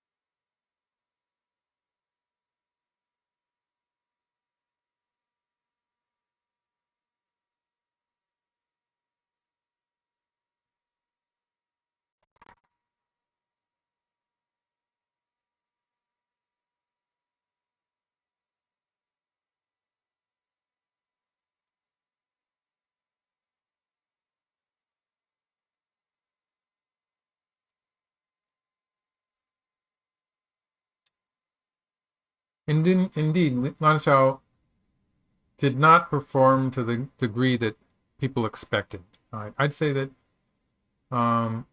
he was expected to be the next player after KJ for China. So, and people still have high expectations for him. So, sort of unexpected that he's not being a world champion.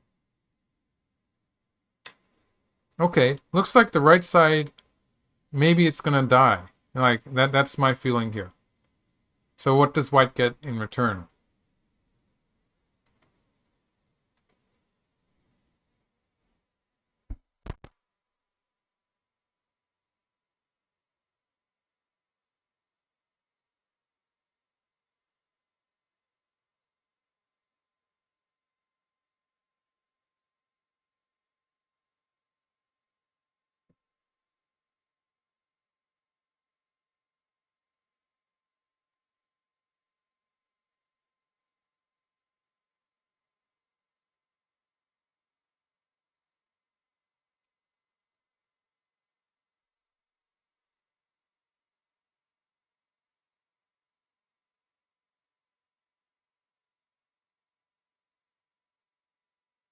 Mhm.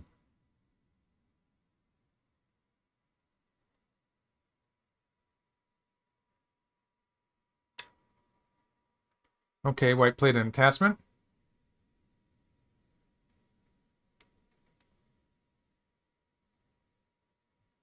Yeah, I don't see how it's maybe white can get some kind of a ko. So like this way.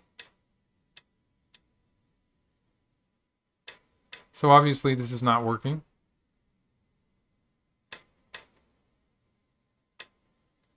Yeah, it's just not working. Like, yes, it's not working for multiple reasons. So yeah.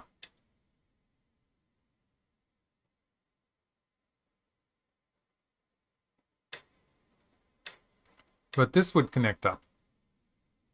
Or yeah, this would connect up.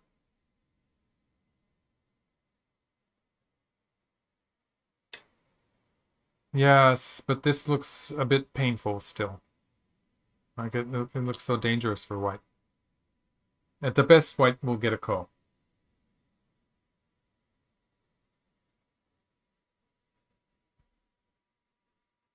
Of course, they're both out of time, so they're going to be in their last minute. And in this final, it looks like it could be a decisive fight here in the center.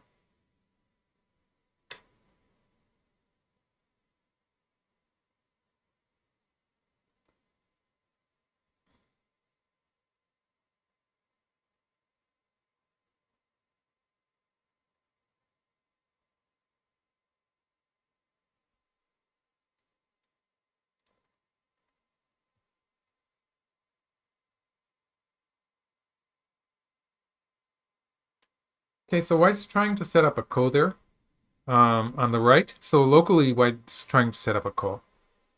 And so that would be black playing here. And yeah, this is a pretty desperate ko though. Like white can play here, and yes, it is a ko. So eventually this shape. But problem is that although white is going to eventually get some endgame moves towards the upper right corner, the amount of territory that white gains in this ko is very much limited, and white only has two eyes, so it's the 2 points there. And so usually I would expect a ko threat. So like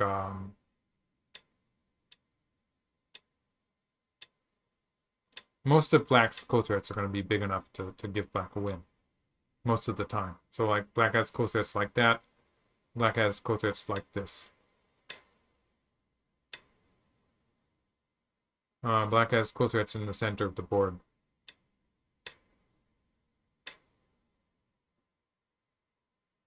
I'd say black has a lot of ko threats. So a local ko like this that doesn't really put any pressure on black, it's going to be tough for white.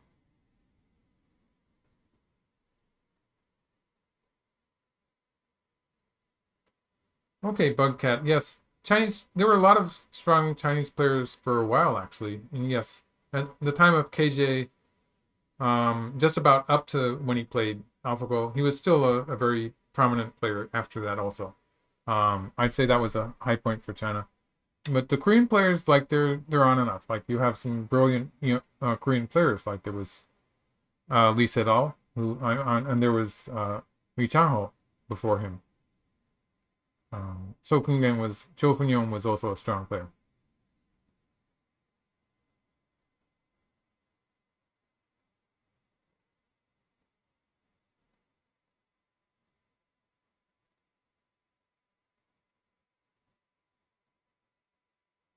So yes, both China and Korea have had some world champions.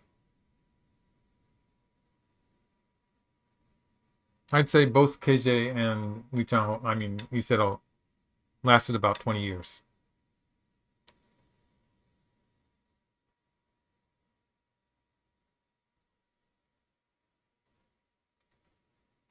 So white's established a potential ko on the right side, although it's kind of a painful thing.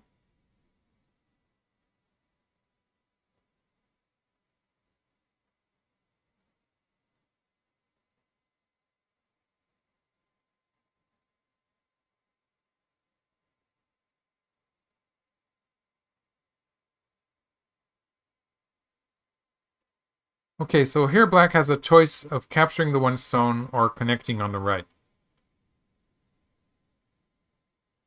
So like I was saying, if black connects on the right, white can save the group. So this would connect up, actually. So if black continues like this, white captures the two stones.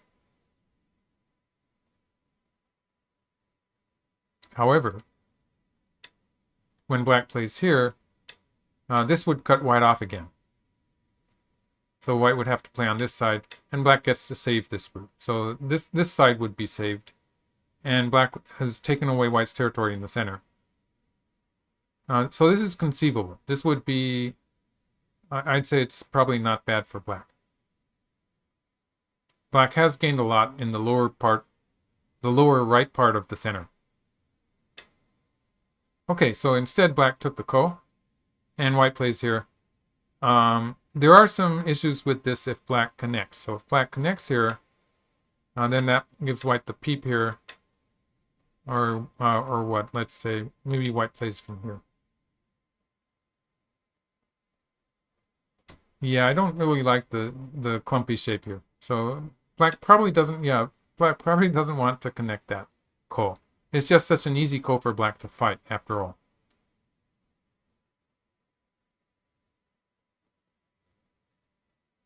So strictly speaking, this is already a double ko. So white can fight this ko to connect up, and can fight this ko to make two eyes. So conceivably, white could be doing that.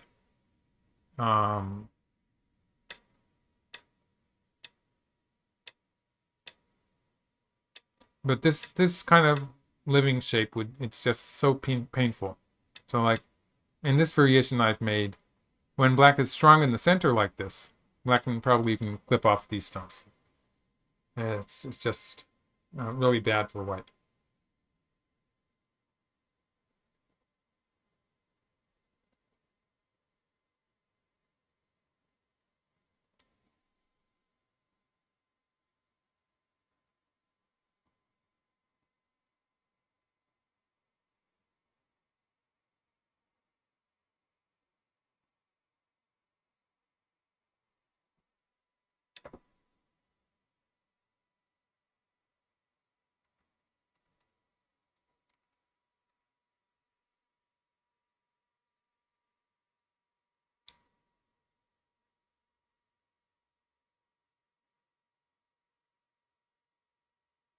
So where did you get out of order, Thelma? Was it several moves ago, or was it recent? Yeah, black has ko threats all over the board. So even if we look at the number of ko threats, it looks tough for white.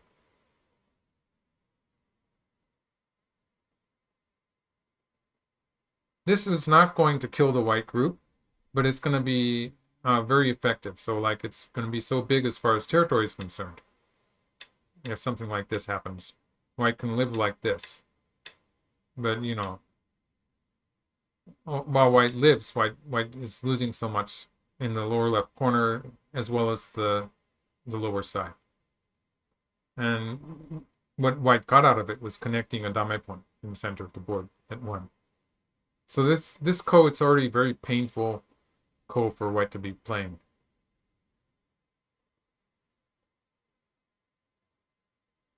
So yeah, that's I want to talk about earlier in the game a bit anyway. So for those of you who got lost, I can go back a few. Actually, I can probably show the number of the moves, but I don't usually do that. So at this point,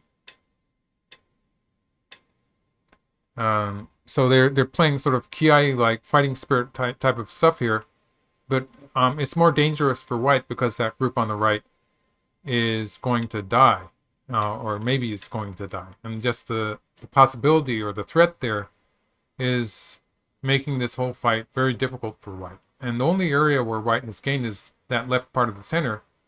Ideally, white can probably, if at the best scenario, white will get something like 10 points there. But there's always the possibility that at some point, black will be able to connect here. And with the trouble that white's having on the right, sometimes black will be able to save those stones. So it sort of depends, but depends on what's happening on the right. But white's in a lot of trouble on the right. And it doesn't look like it has very much potential to work for white. Oh, so white doesn't have any attack against black on the right. Yeah, it's just not going to happen.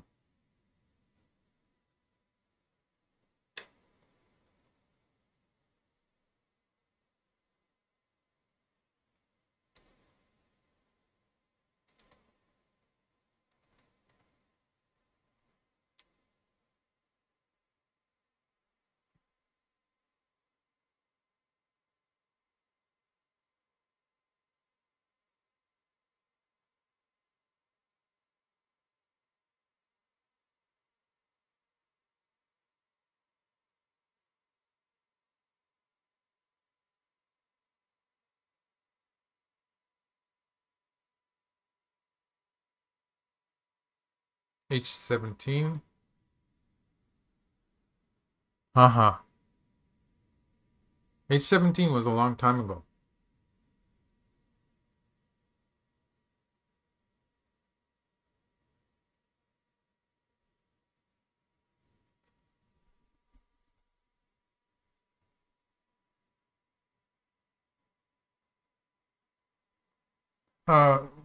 That's no problem. We can take a quick look at what I think is already a crucial part of the board of the game.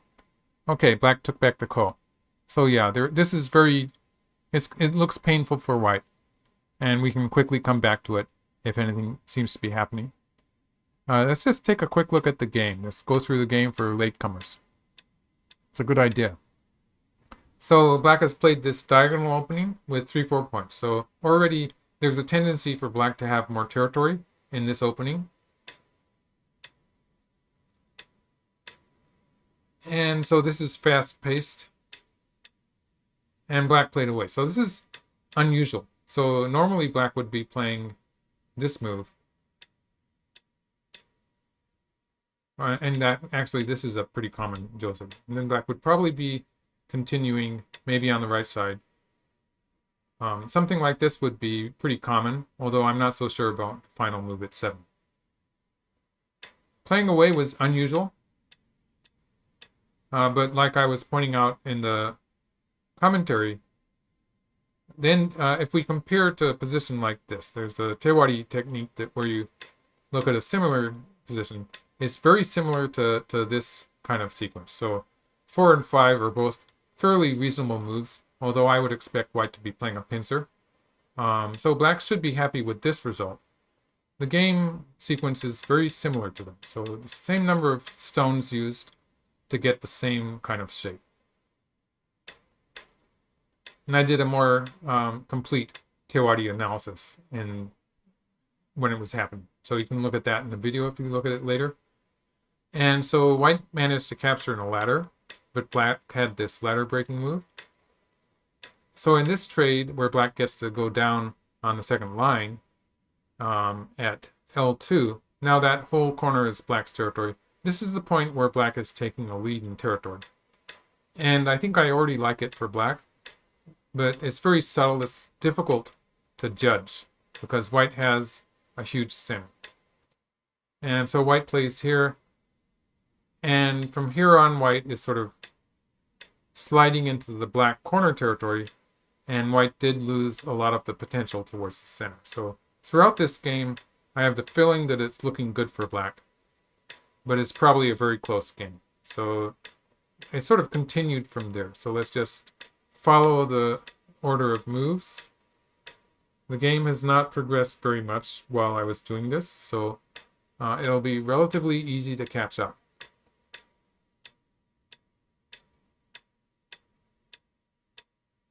Yeah, I think it's pretty constantly a slight territorial lead for black. So here black is playing some Sente endgame moves on the top and protected the corner, at which black's territory, like 25 points in the upper right, about 15 points in the upper left, about 10 points on the right side.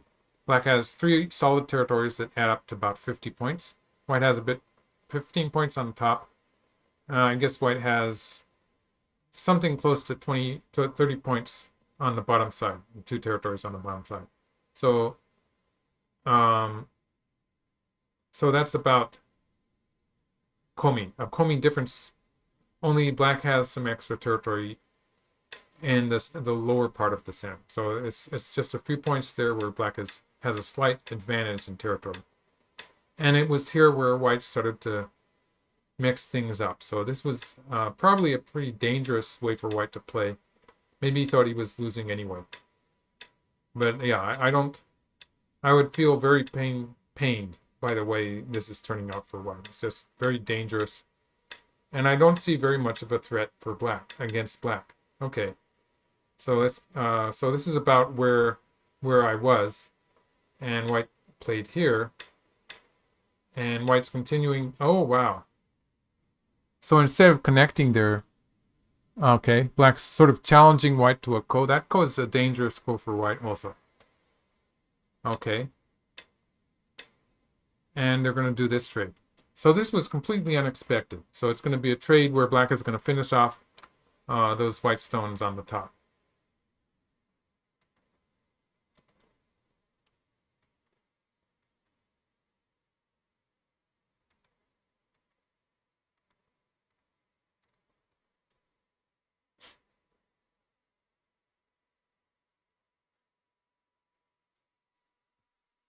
So yeah, the story here is that black probably has to play here to justify everything black did. And black has gained a lot of points. So like, I was counting that corner as 25 points and the right side is 10 points.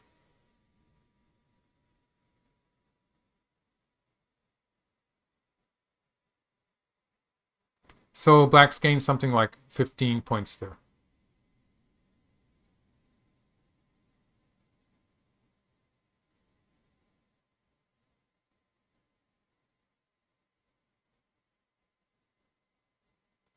And in the center, if white cuts here, black will connect on this side.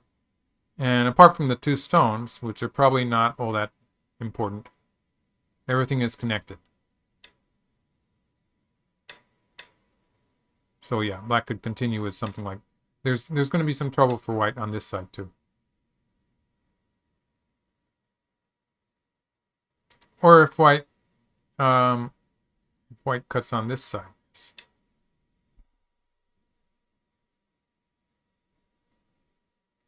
This is probably more exciting. Okay, so here.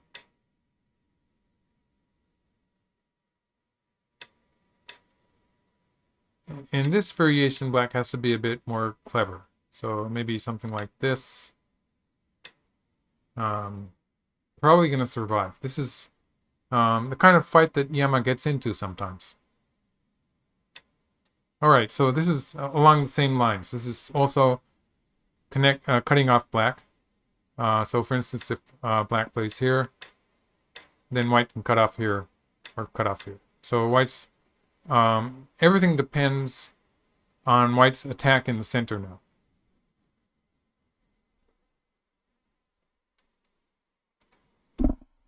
So there's probably no way.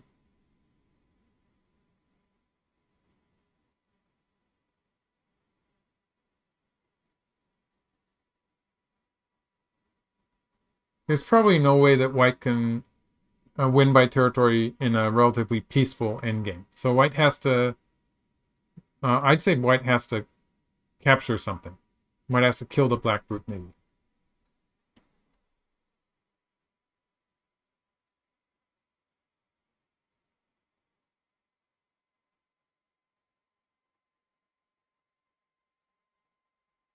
It's the kind of position where I would say black has a number of ways to handle this, and there should be a safe way to play.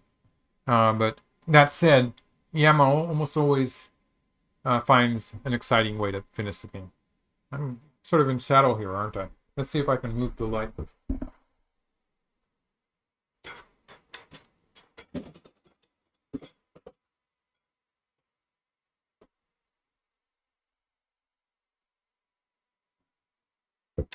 Maybe a bit better.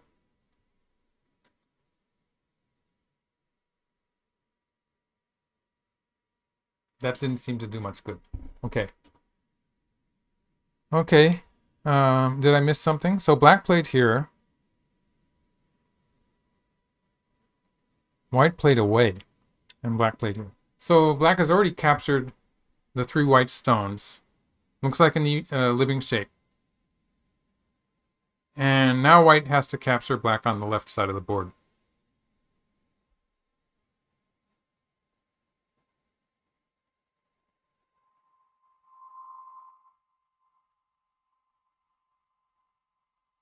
So this position on the right here, it's not 100% stable, but usually black's going to be okay whatever white does. So for instance,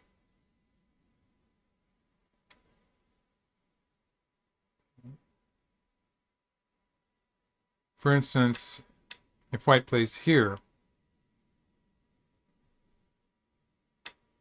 this is okay because it's a snapback.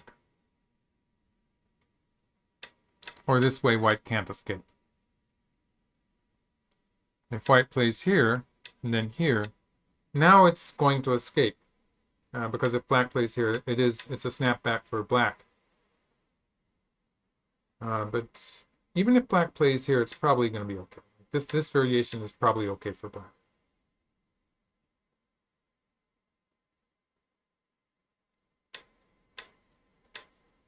Yeah, this variation is probably okay for black. Maybe just capture. So yeah, there's some stuff happening there, but it's probably not a big deal. And he's going to try to live on the left side.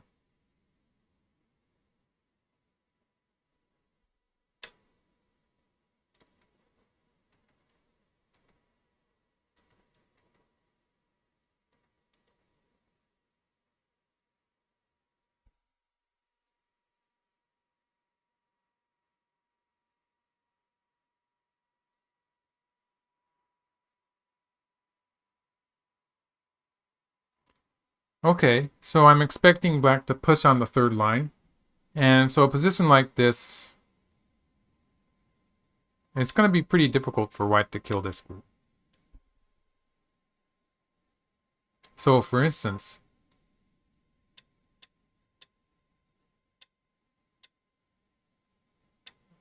this connects up.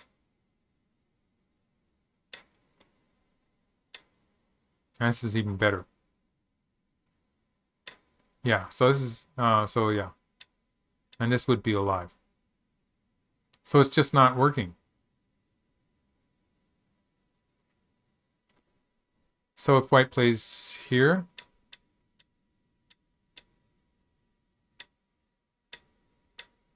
looks like black has enough room.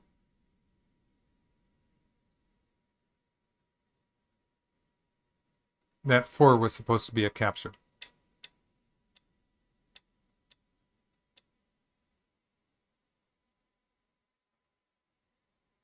Yeah, but black definitely has enough room here. Like it's almost connected.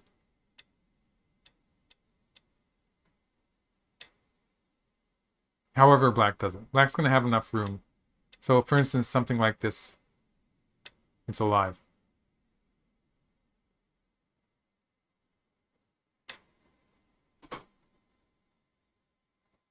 Okay. Rajwell Burma is asking what's the komi? It's 6.5. It's a Korean sponsored tournament, so it's 6.5 points.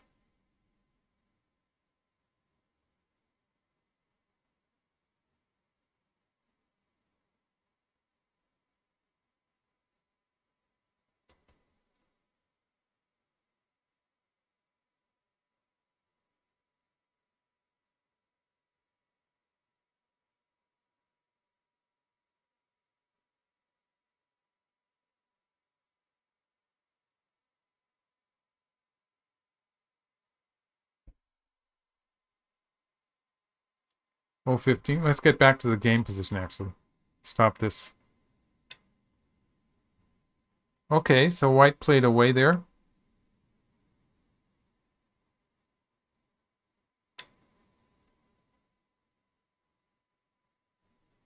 And yes.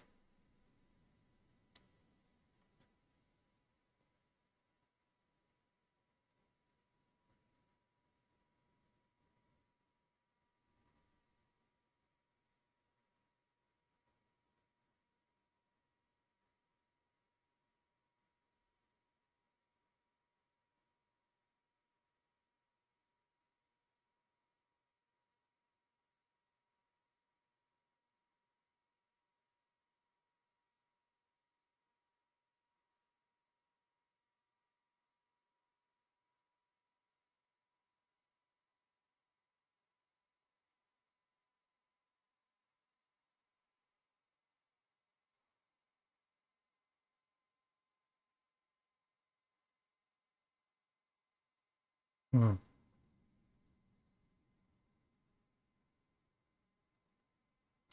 Okay, so let's do some variations. So this one. So white plays here and here. Can take away black's eye, but black has a connection on the first line here. So that's variation number 1, showing a direct attack doesn't work. Otherwise, this is a key point. So that didn't work. So the strongest move is to play here and then here.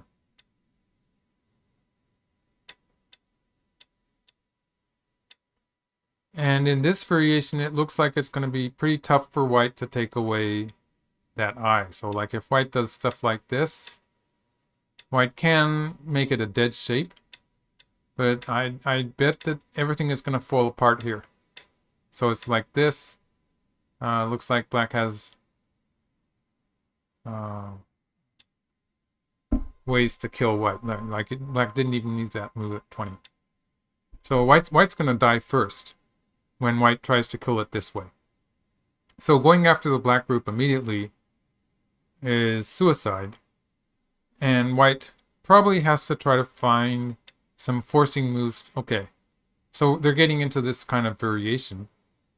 White probably needs some more forcing moves against black in the center. Doesn't look like it's happening though. Seki Kotaro, is that his name?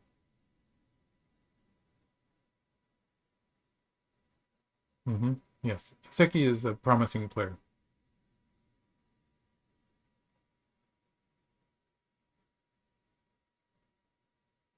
Shibano, yes, he's a top player already.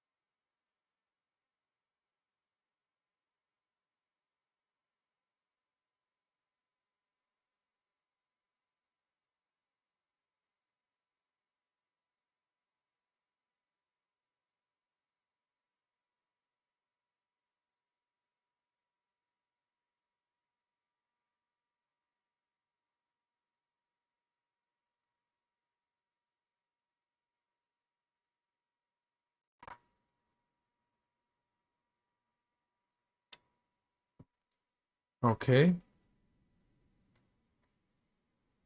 And I don't see how white can kill it. But of course, if white can't kill it, white doesn't have enough territory.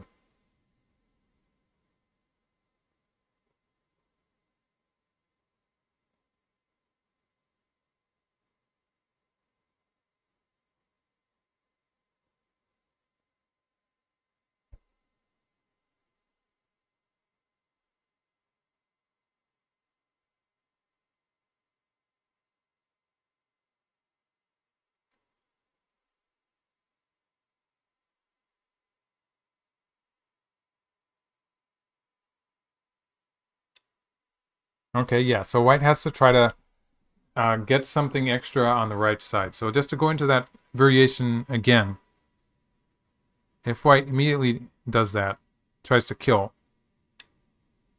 black has these forcing moves. And the only way to kill it is to cut here.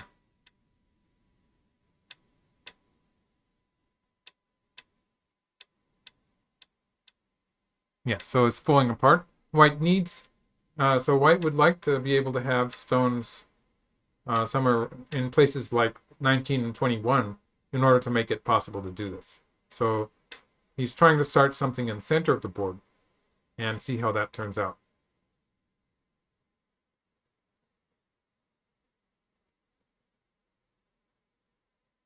So maybe another ko-like position.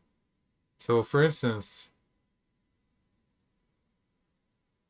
IYAMA likes to keep it exciting. So maybe something like this, fighting a ko here too. And then black would end up playing here. This group on the bottom side, it's pretty much okay. It's going to be really, really difficult for white to accomplish anything against this group.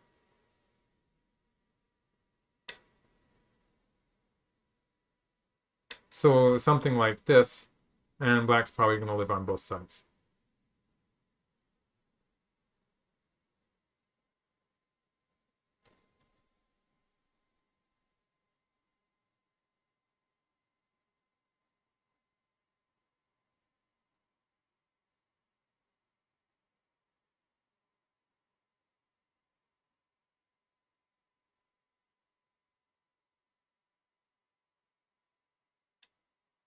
Okay.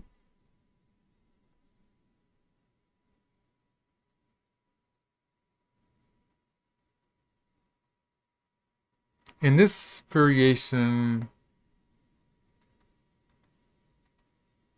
maybe black isn't trying to save everything.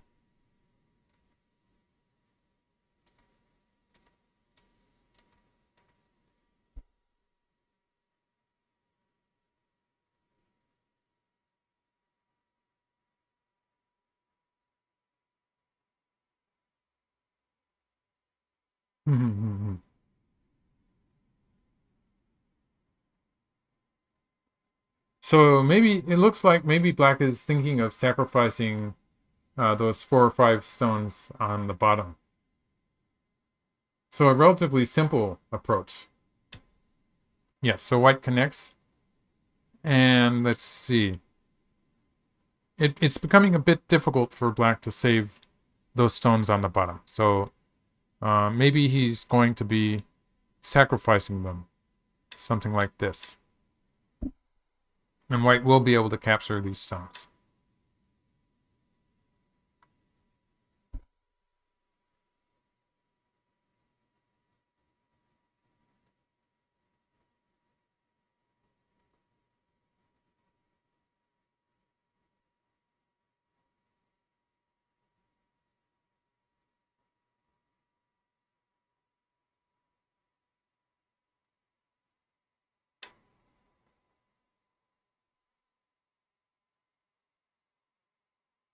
Of course, this is probably going to lead to a variation where black is going to save a part of the center territory. So maybe save those 2 black stones in that part of the center.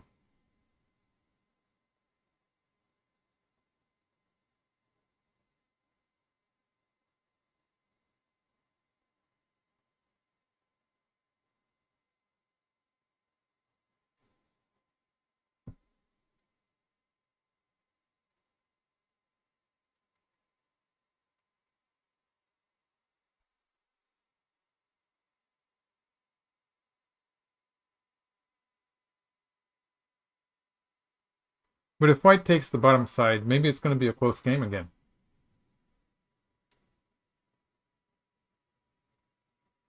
Yeah, Morphgo is asking, what is the reason of decline of new players in Japan? I guess we've lost a lot in the ways of sponsorship.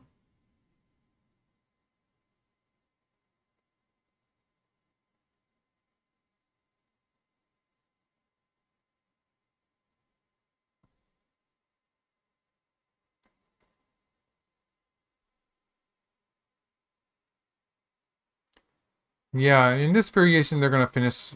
They're gonna play the end game though. It's gonna. I thought maybe it was gonna be a decisive fight, but they're in an end game now.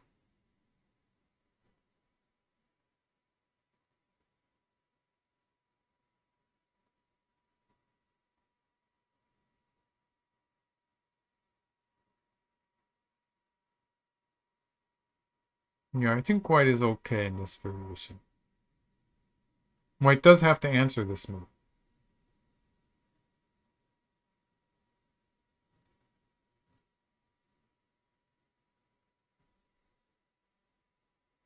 So they're both on their last minute, but you know, with a minute of Byoyomi, they're gonna spend 59 seconds for each move. So it's gonna take a while. Okay, so white plays here. Locally, it looks sort of dangerous, but no, it's going to be okay. So white can play like this, and it is all connected up.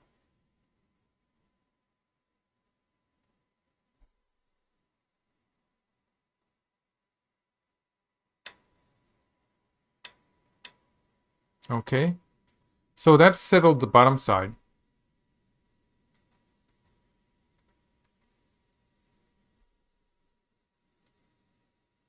They don't really have that much of an end game to play because we just have to fix the shape in the rest of the centers. Just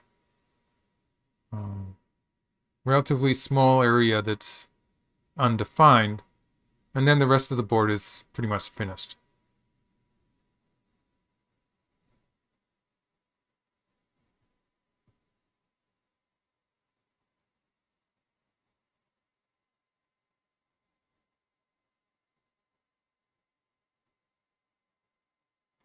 Yes, MDKYW. Yes.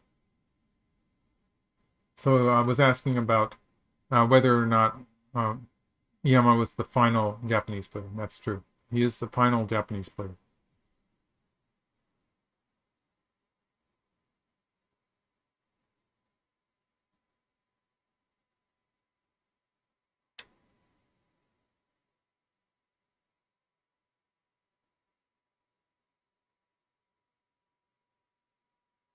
Mm-hmm.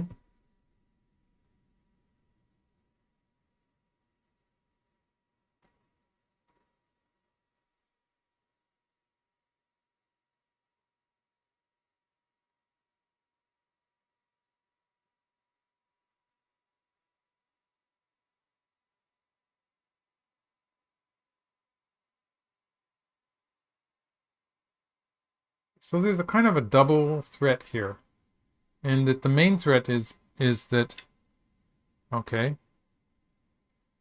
The main threat is that black can cut here. Let's make a diagram, and maybe so. For instance, in a it doesn't really work, but like maybe white's group in the center is gonna have to be forced to capture the black stone. So maybe it doesn't work quite yet, but it's something that the cut here is something that black can aim at. Also, sometimes black will play an endgame sequence like this, where white cannot cut, so white would be cutting, maybe connecting and cutting this side. So a reduction of white's territory. So there's two ways black can continue there.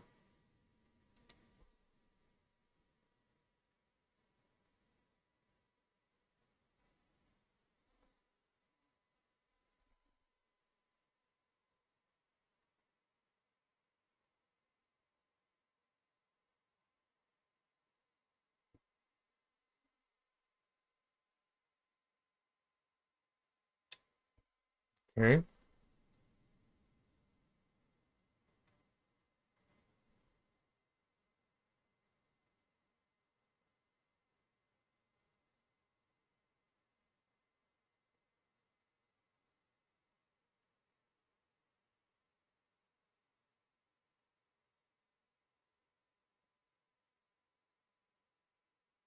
everything depends on how they finish this this position in the center, because the rest of the board, at this level, there's probably no room for mistakes. Like they probably know what they're doing with the rest of the board.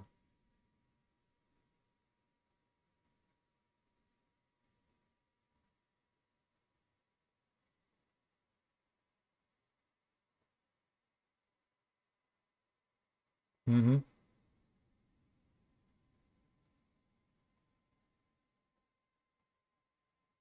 Mm-hmm. Okay, this looks like a time saving move. They are in their overtime. So they have to play each move within a minute.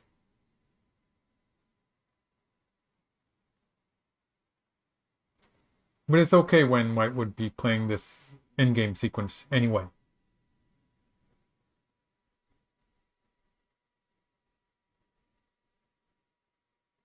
Okay, Rick is asking, that's a sort of borderline question. Would the players have a pretty accurate count? And I think with these players, they probably do. But even at the professional level, I'd say the answer is not necessarily. Like there's still plenty of room for mistakes, especially in that left part of the center, which is still sort of looking dangerous.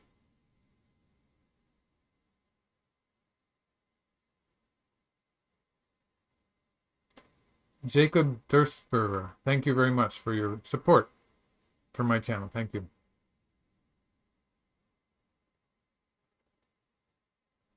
Okay. So White has to go back to the center there. That center, it's clearly very important. Maybe a bit difficult to find the best move. Very soon it will become a relatively easy endgame. But this position in the center, like is White supposed to play here? Or is White going to find a sorry. Is White, so it's like this. Is White going to play here, or maybe a more defensive move? Playing here looks pretty good too. Like I would be considering this move.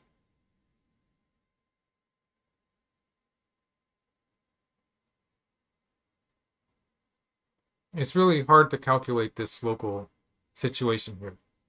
But when we start looking at the rest of the board, like suddenly it's just moves like we know that this one is big. Yeah, that's the one big move. Then everything else is just pretty elementary endgames.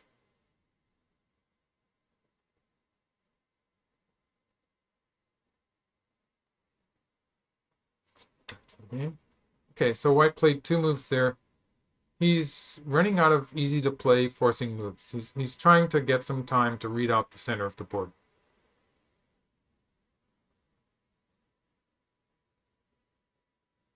This position, this moment in the game is actually a fairly difficult to find the best move. I think the move White would like to play is this one.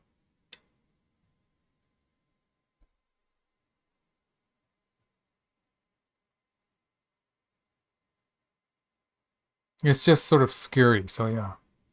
Black plays here though, White can connect. Yeah, it looks okay.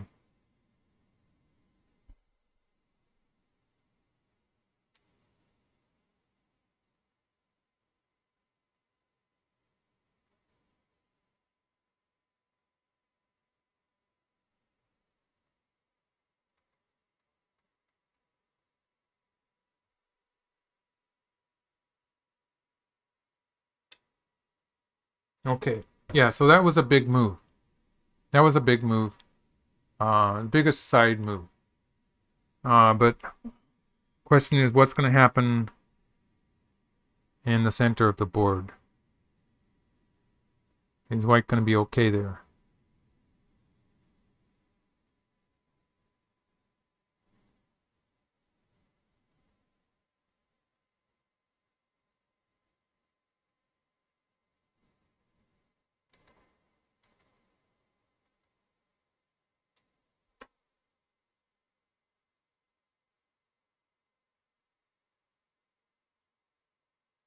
So at the very least, in this variation, black's going to get some kind of a squeeze in the center. So I'm talking about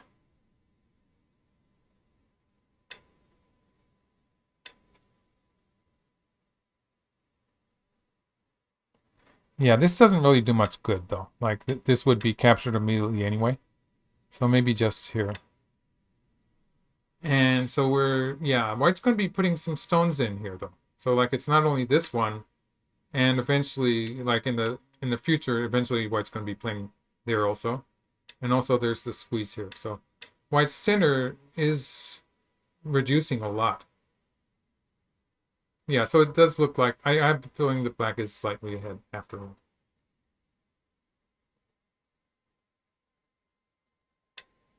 Okay.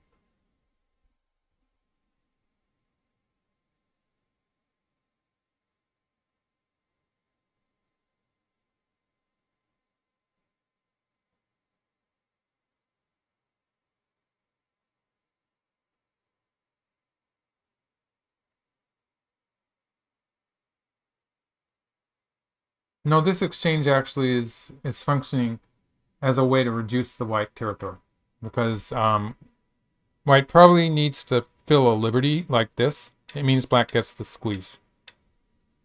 So it's actually functioning that way.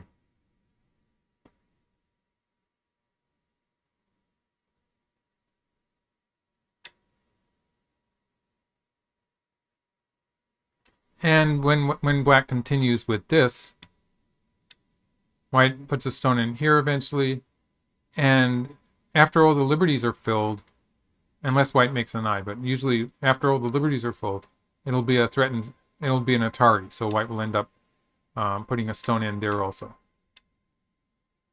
So although black did play one stone inside white's territory at g15, white's going to be playing 2 moves on that side, and a few moves on this side. So black's getting a squeeze. The squeeze is working. Oh, black connected. Yeah, that's similar to what I was trying to show. 8-10. Will h10 be a big move? H10, he played it. Yeah, so it must be.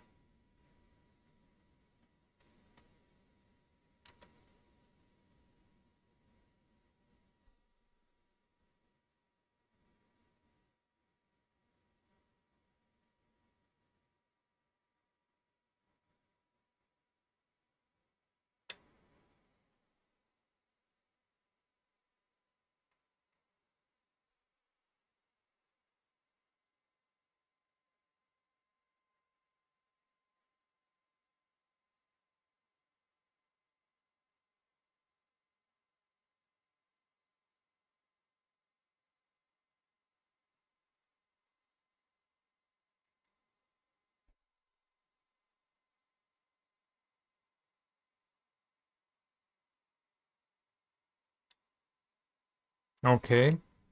Looks like something might be happening here.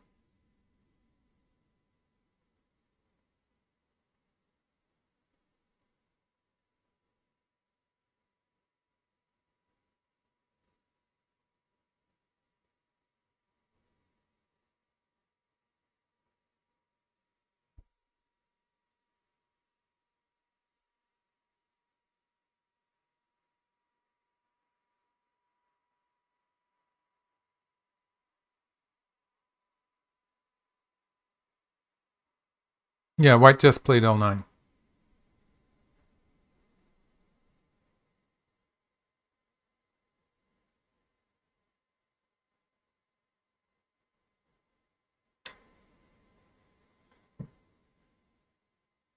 Looks like maybe black is thinking of the K18 move.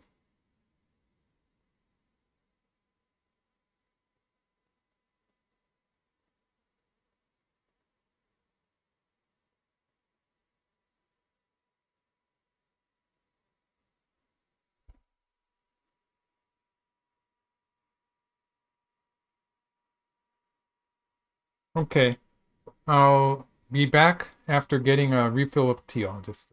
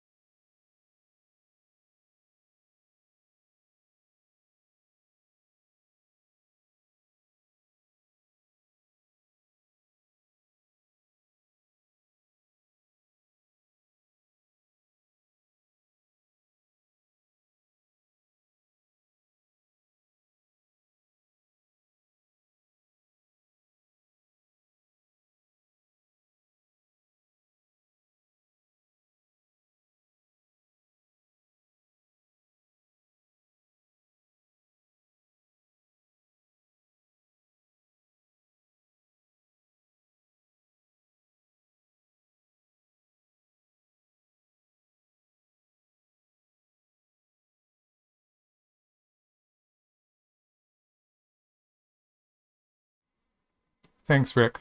Okay, so yeah, I forgot the mic. Yeah. So I'm back.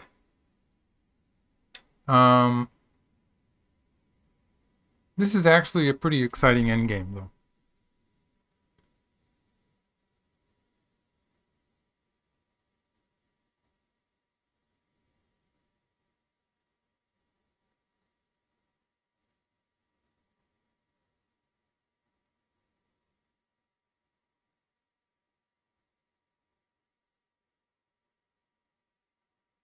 Hmm.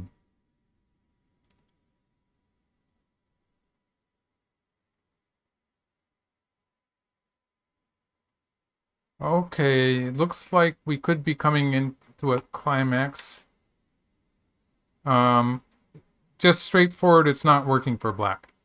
But I think the idea is that he's going to try to attack white on the left side. So let's see how that turns out.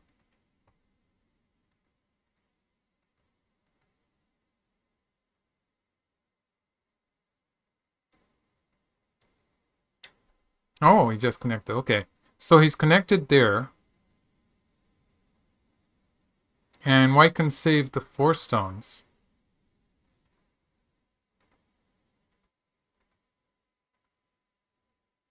Yeah.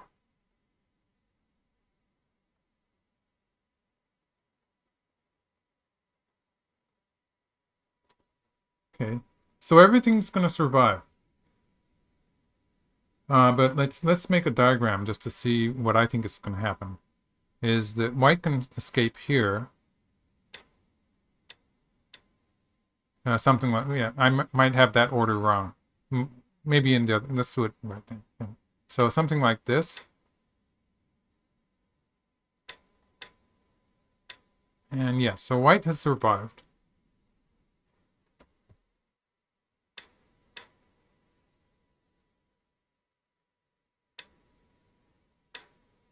But it's probably okay for black. So white can pull those stones out. Yeah, so this is happening.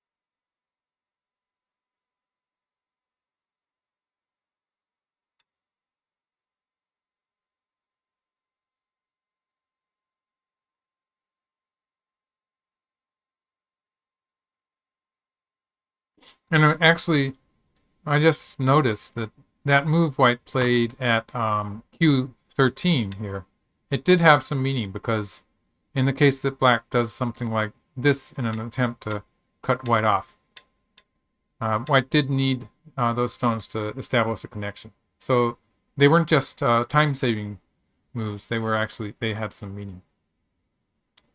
At some point, white would have to play that.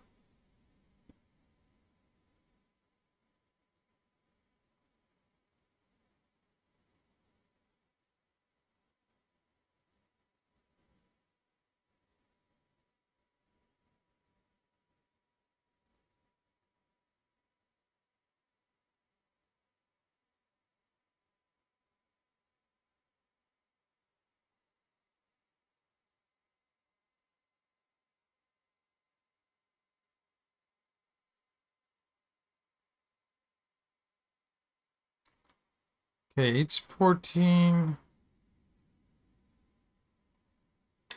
Yeah, probably doesn't help very much. It actually doesn't reduce white's territory. P13.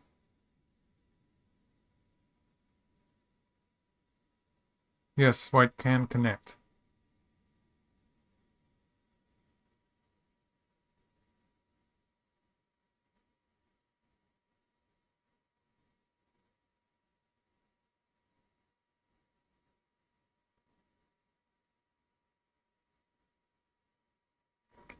Yeah, but yeah, Black didn't really gain too much from this sequence, but black did is sort of squeezing white still. And yeah, I think the whole thing of cutting at G15 and getting these squeezes here. So like getting this squeeze at E16 as well as forcing white to play inside at I15. So that probably suffices to give black a lead.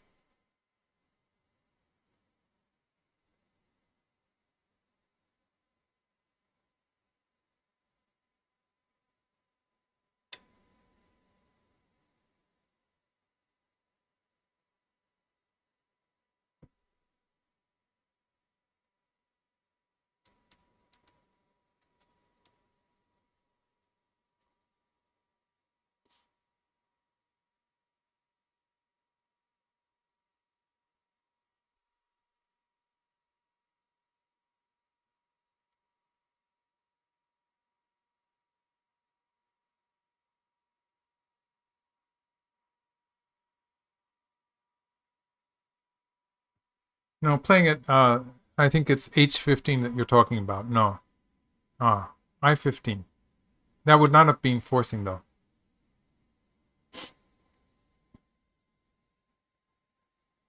After all this fighting, there's very little endgame left to play. So it's just a few moves on the edges of the board. And these empty areas close to the center are pretty much filled now.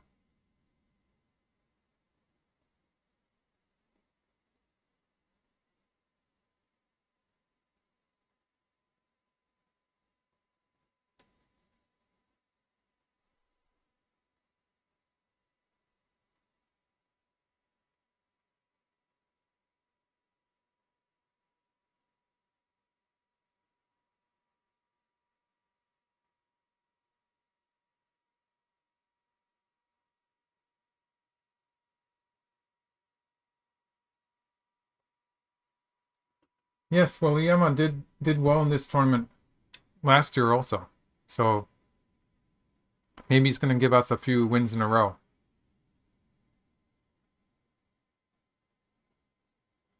There's three. China and Korea have 3 players each, including LIAN Xiao. So IYAMA has to have a total of 6 wins to win the tournament. So after 5 wins, he would be in the final. So it's a lot of games.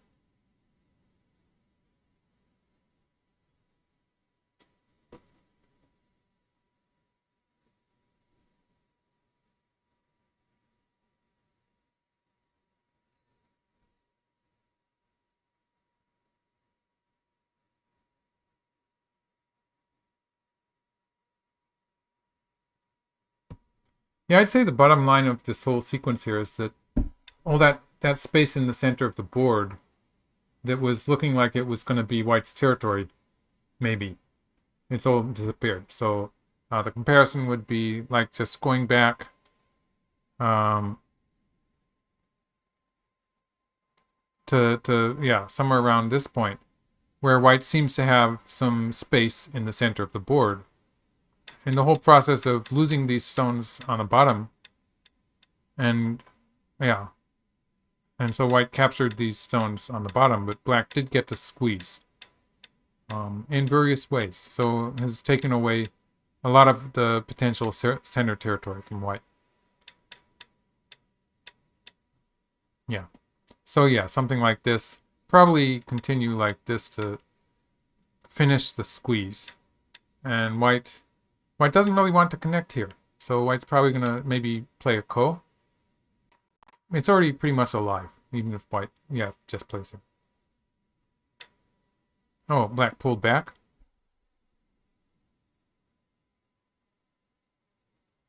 I guess that squeezes too. Yeah, makes sense.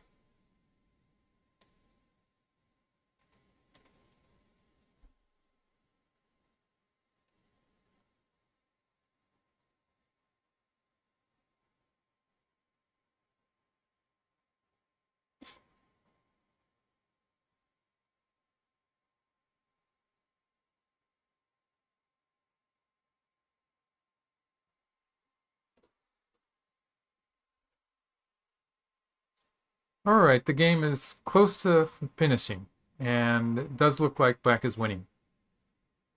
There's not much endgame left to play.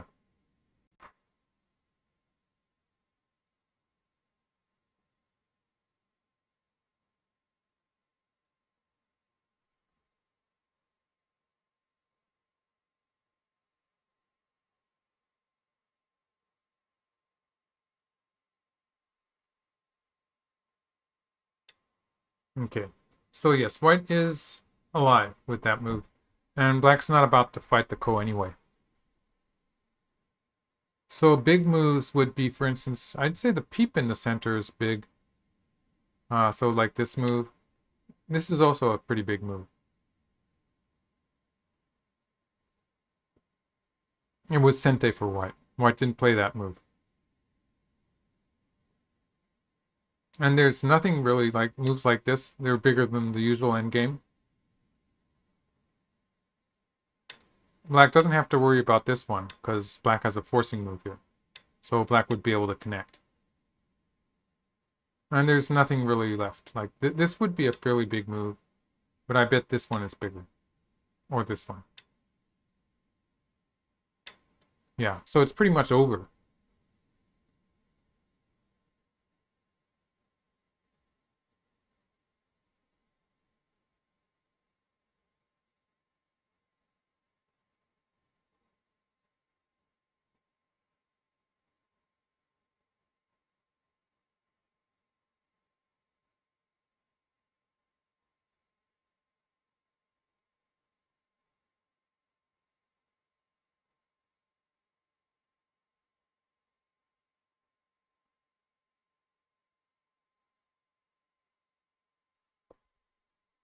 I think IYAMA's a few points ahead. Like, a pretty safe win now.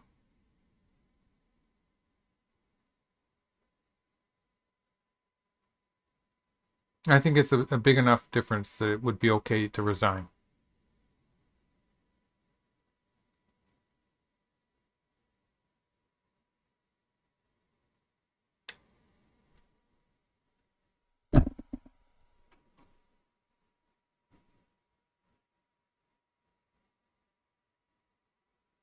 Yeah.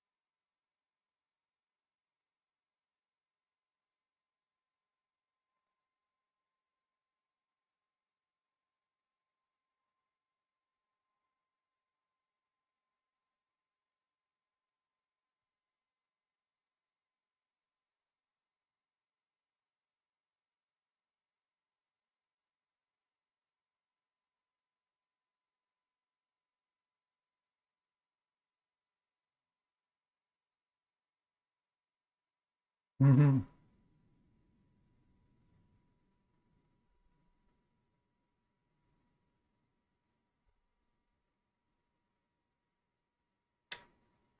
Okay. Yeah, I think if anything, something funny could happen in the upper left corner. But that would take a mistake from black.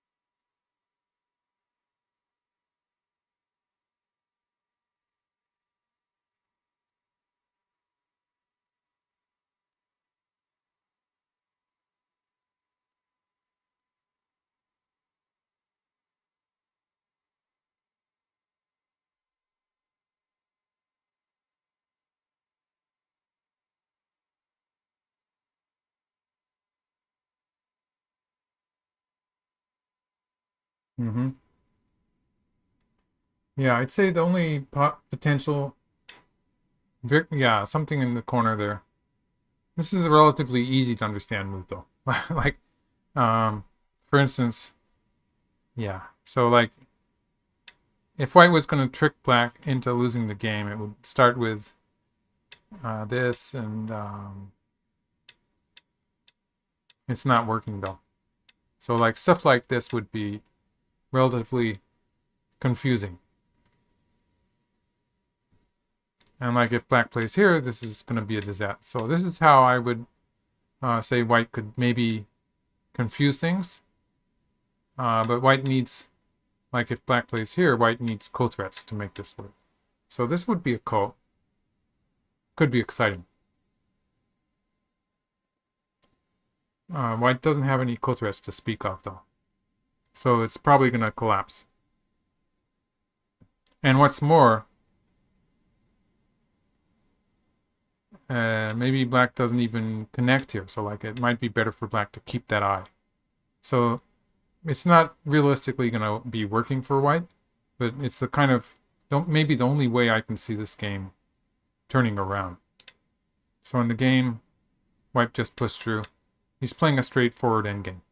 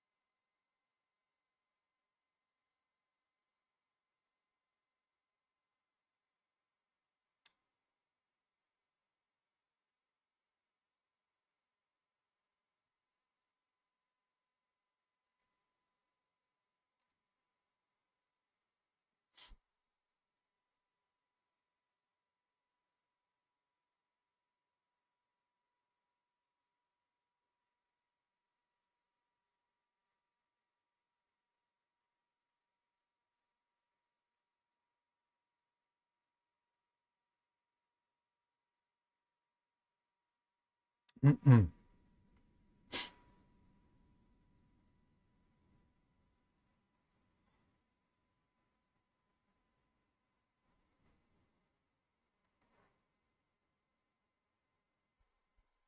The thing is, black has an advantage in co-threats.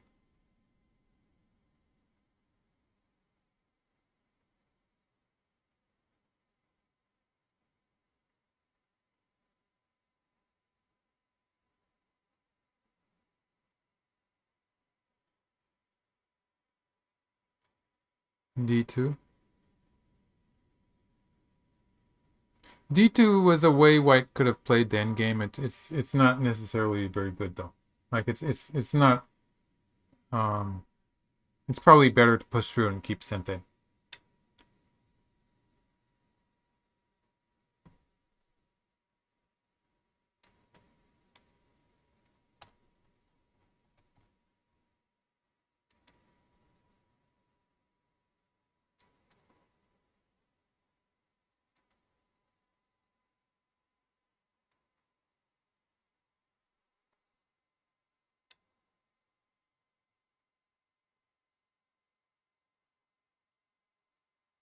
Mm-hmm. Definitely has counted.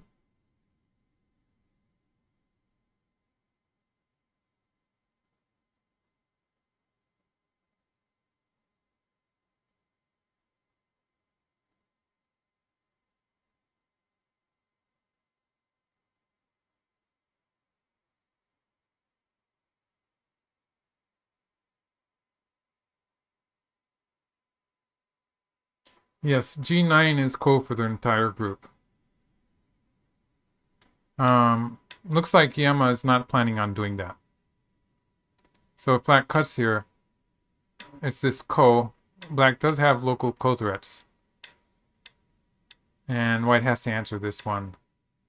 So it's going to be dead. But it's a relatively, like, black probably is going to win. But ultimately, like, if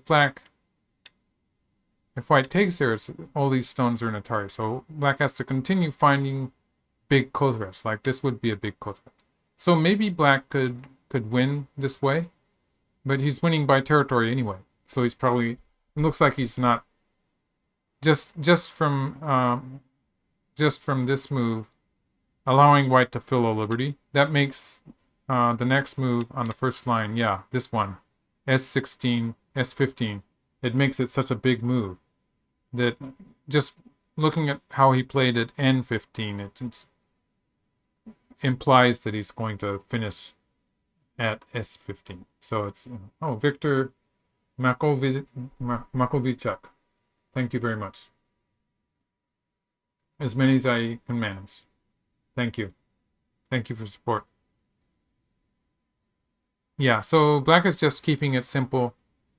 And he probably has the ko threats he needs to win this ko just as it is. So once black cuts here, he sort of he's going to be answering moves like this and continuing to try to kill white. Otherwise, there was no reason to cut at one. It means white has a number of local ko threats. So black needs a lot of ko threats to win this ko. But when he doesn't play that ko, he probably has enough ko threats to win this ko because it's relatively limited. White doesn't have any local ko threats. So like white has a ko threat here, but eventually white's going to run out of ko threats. So in this ko, black's going to have enough ko threats to win it. And so he, just as it is, he's winning that ko at F7. He has enough ko threats to keep ahead in that ko.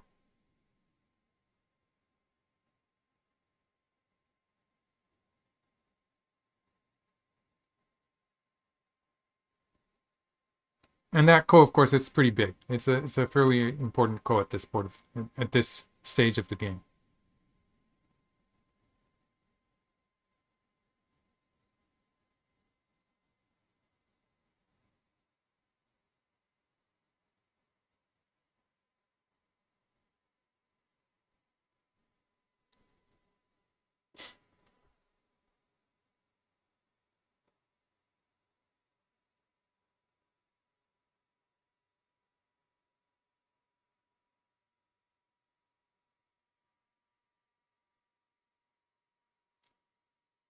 Jonathan Evans, black is winning. Black is winning by a fairly safe margin.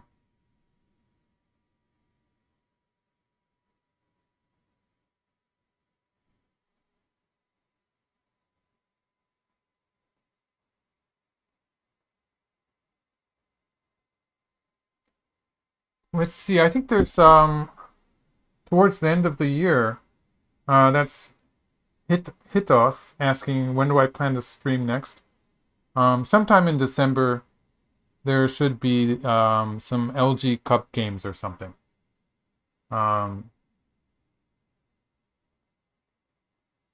Somewhere in the vicinity of Christmas, actually. So I'll probably be trying to do one of those.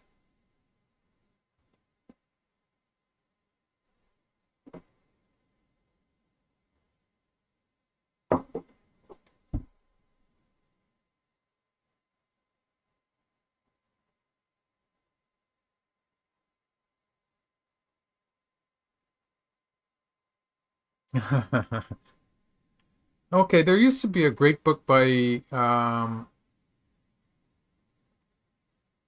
Mr. Kano, and it might even have been translated to English. I don't really know. So it's a kind of an endgame dictionary book, and it has some nice problems and some basic ideas about endgames.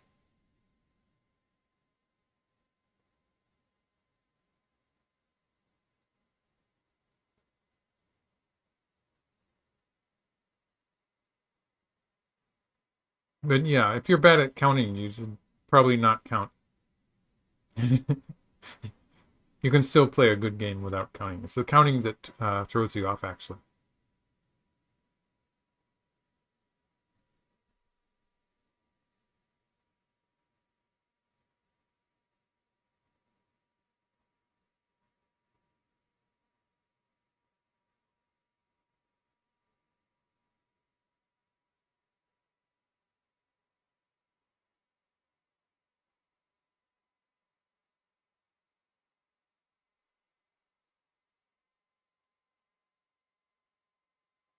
Yeah, it looks like they're still playing.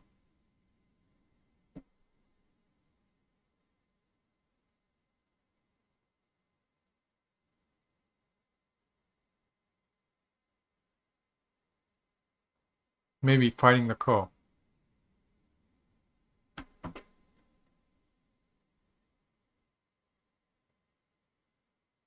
Yeah, I might.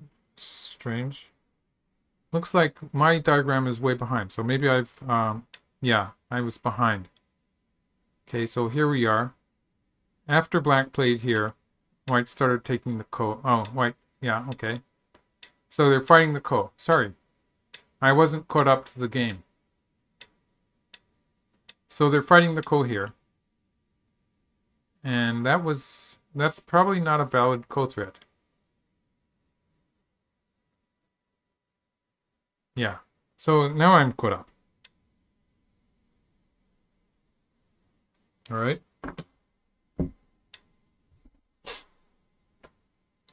And they're at the very last stages of the game now.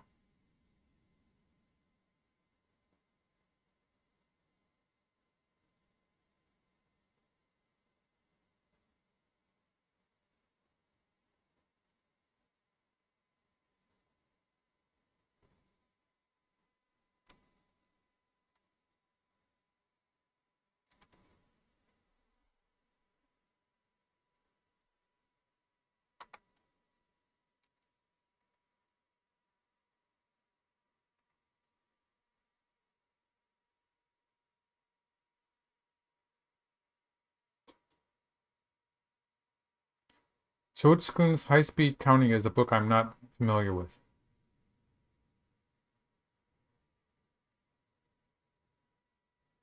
Sounds good.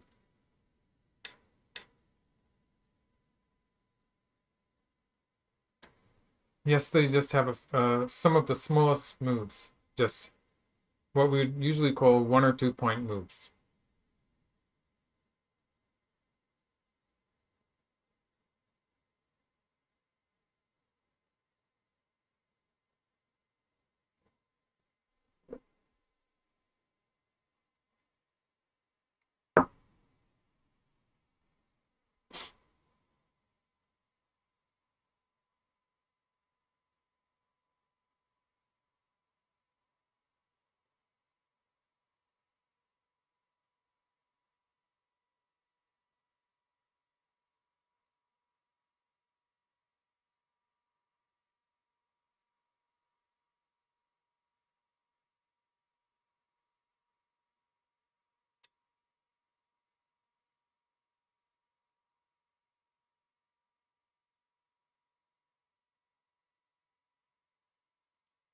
Yes, okay. Okay. That's a long name. Elm Heisey, ending with Wilson. Yes. I guess if counting isn't what makes you strong, well, it does help, obviously, but if you if you count incorrectly, sometimes it's worse than not counting at all. So being able to calculate local sequences, endgame sequences correctly, is just about all you need to play a fairly decent endgame. So you might have been losing anyway, and if you can't count, that's one of the pieces of data that you won't have. So you won't know that you're behind anyway, or you're ahead anyway. But it's relatively easy to find the best endgame moves, even if that is the case. So if you know the sequences, if you know the endgame sequences, or if you can calculate them. And then if you have a rough idea of how big they are. So like just looking at some of those books would be an idea, getting an idea of the size of various moves.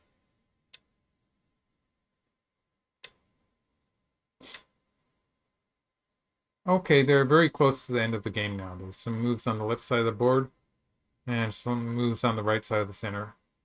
And that's about it.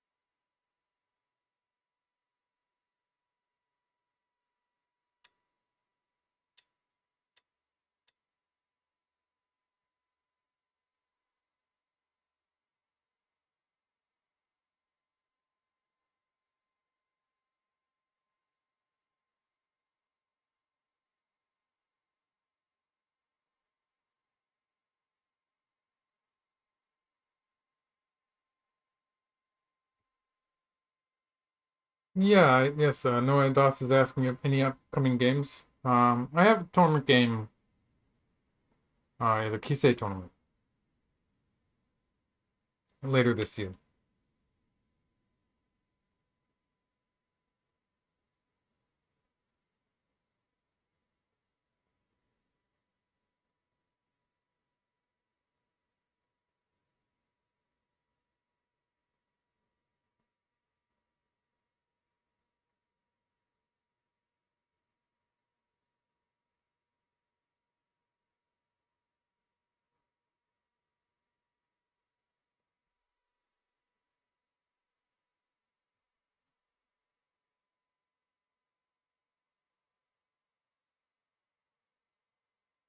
Okay. Abdapala is estimating that black is winning by 4.5 points.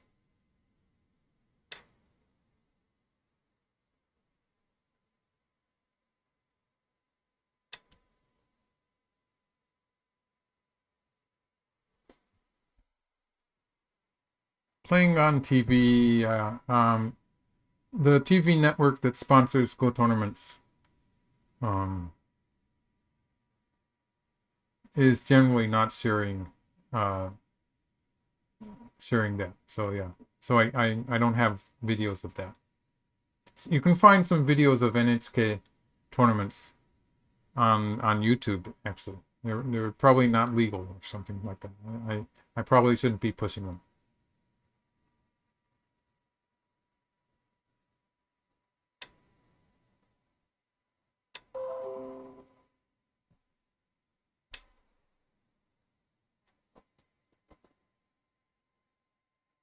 Yeah, like in games like this, some people would say it doesn't matter where you play, and strictly speaking, like even players like this, if they're sort of on autopilot,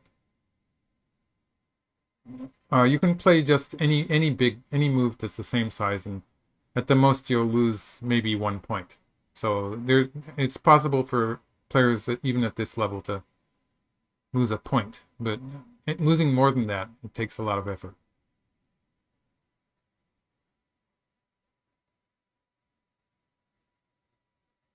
I did play in the Shinjinyo. So Shinjinyo is a, I think it translates to young kings or something like that. It's at the time it was for players up to 25, I think, in age. And I went to the final, but yeah, I lost in the final. Okay, so that was, yeah, this is forcing, and that ko on the left side is going to be the last. Oh yeah, there's two ko's, and black's going to win the final ko.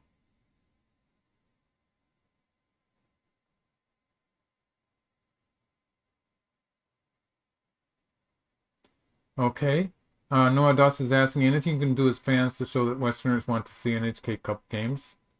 There's probably, NHK tends to have channels overseas in various countries or cities where they broadcast cable TV maybe, or some kind of satellite TV station in various cities. And they broadcast Japanese programs. So you could, if you were somehow signed up to those TV stations, the local TV stations that show NHK programs, you could ask them for Go programs.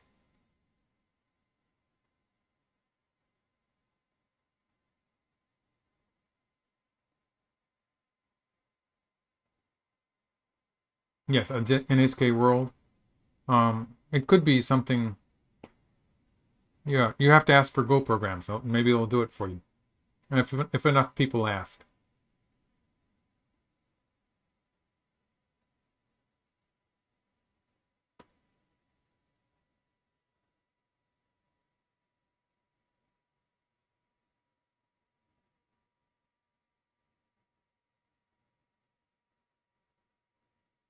Yeah, if it's a cable TV channel, you have to tell them that you want to see something. It has to be a number of people, and then maybe they'll listen.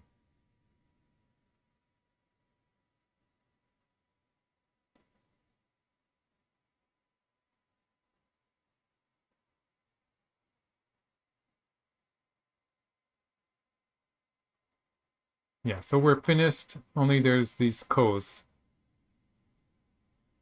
which black will win.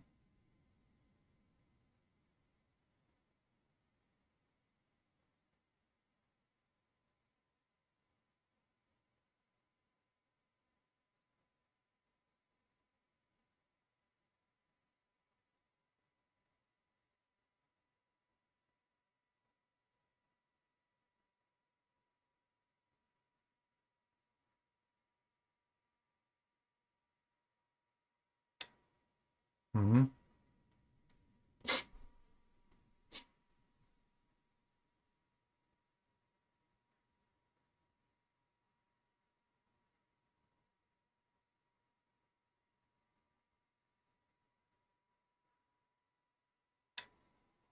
Okay. Finally, we're down to, okay, so white, okay, white's, yeah, that was the dominant, but it has to do with the ko. So white's gonna, looks like white's gonna fight this ko. It's pretty hopeless.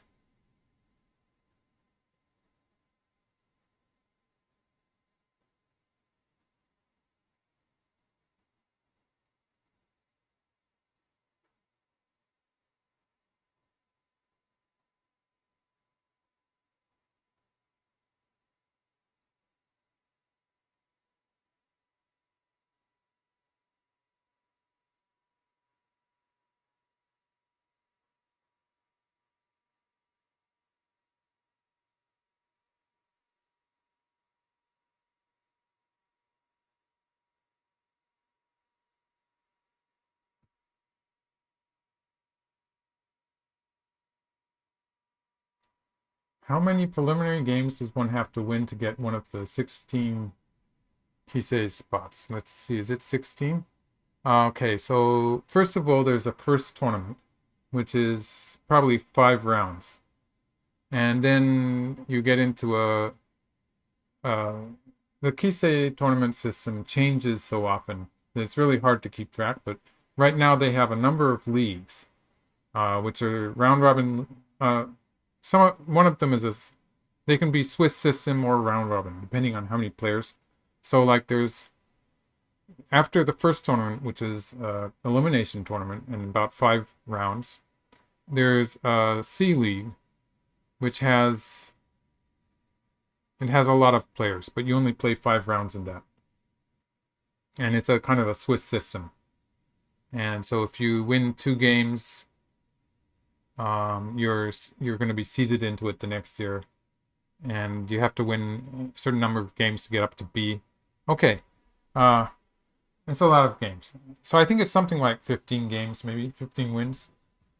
But it looks like LIAN Xiao has resigned. So we're finished. And I'm going to end now. It's time for me to have my dinner anyway. And so thank you all for staying to the end. And I'll see you next time. I don't have a schedule yet, but I'll post it at my YouTube channel and Twitter and all. So thank you all for coming. And see you next time. Bye.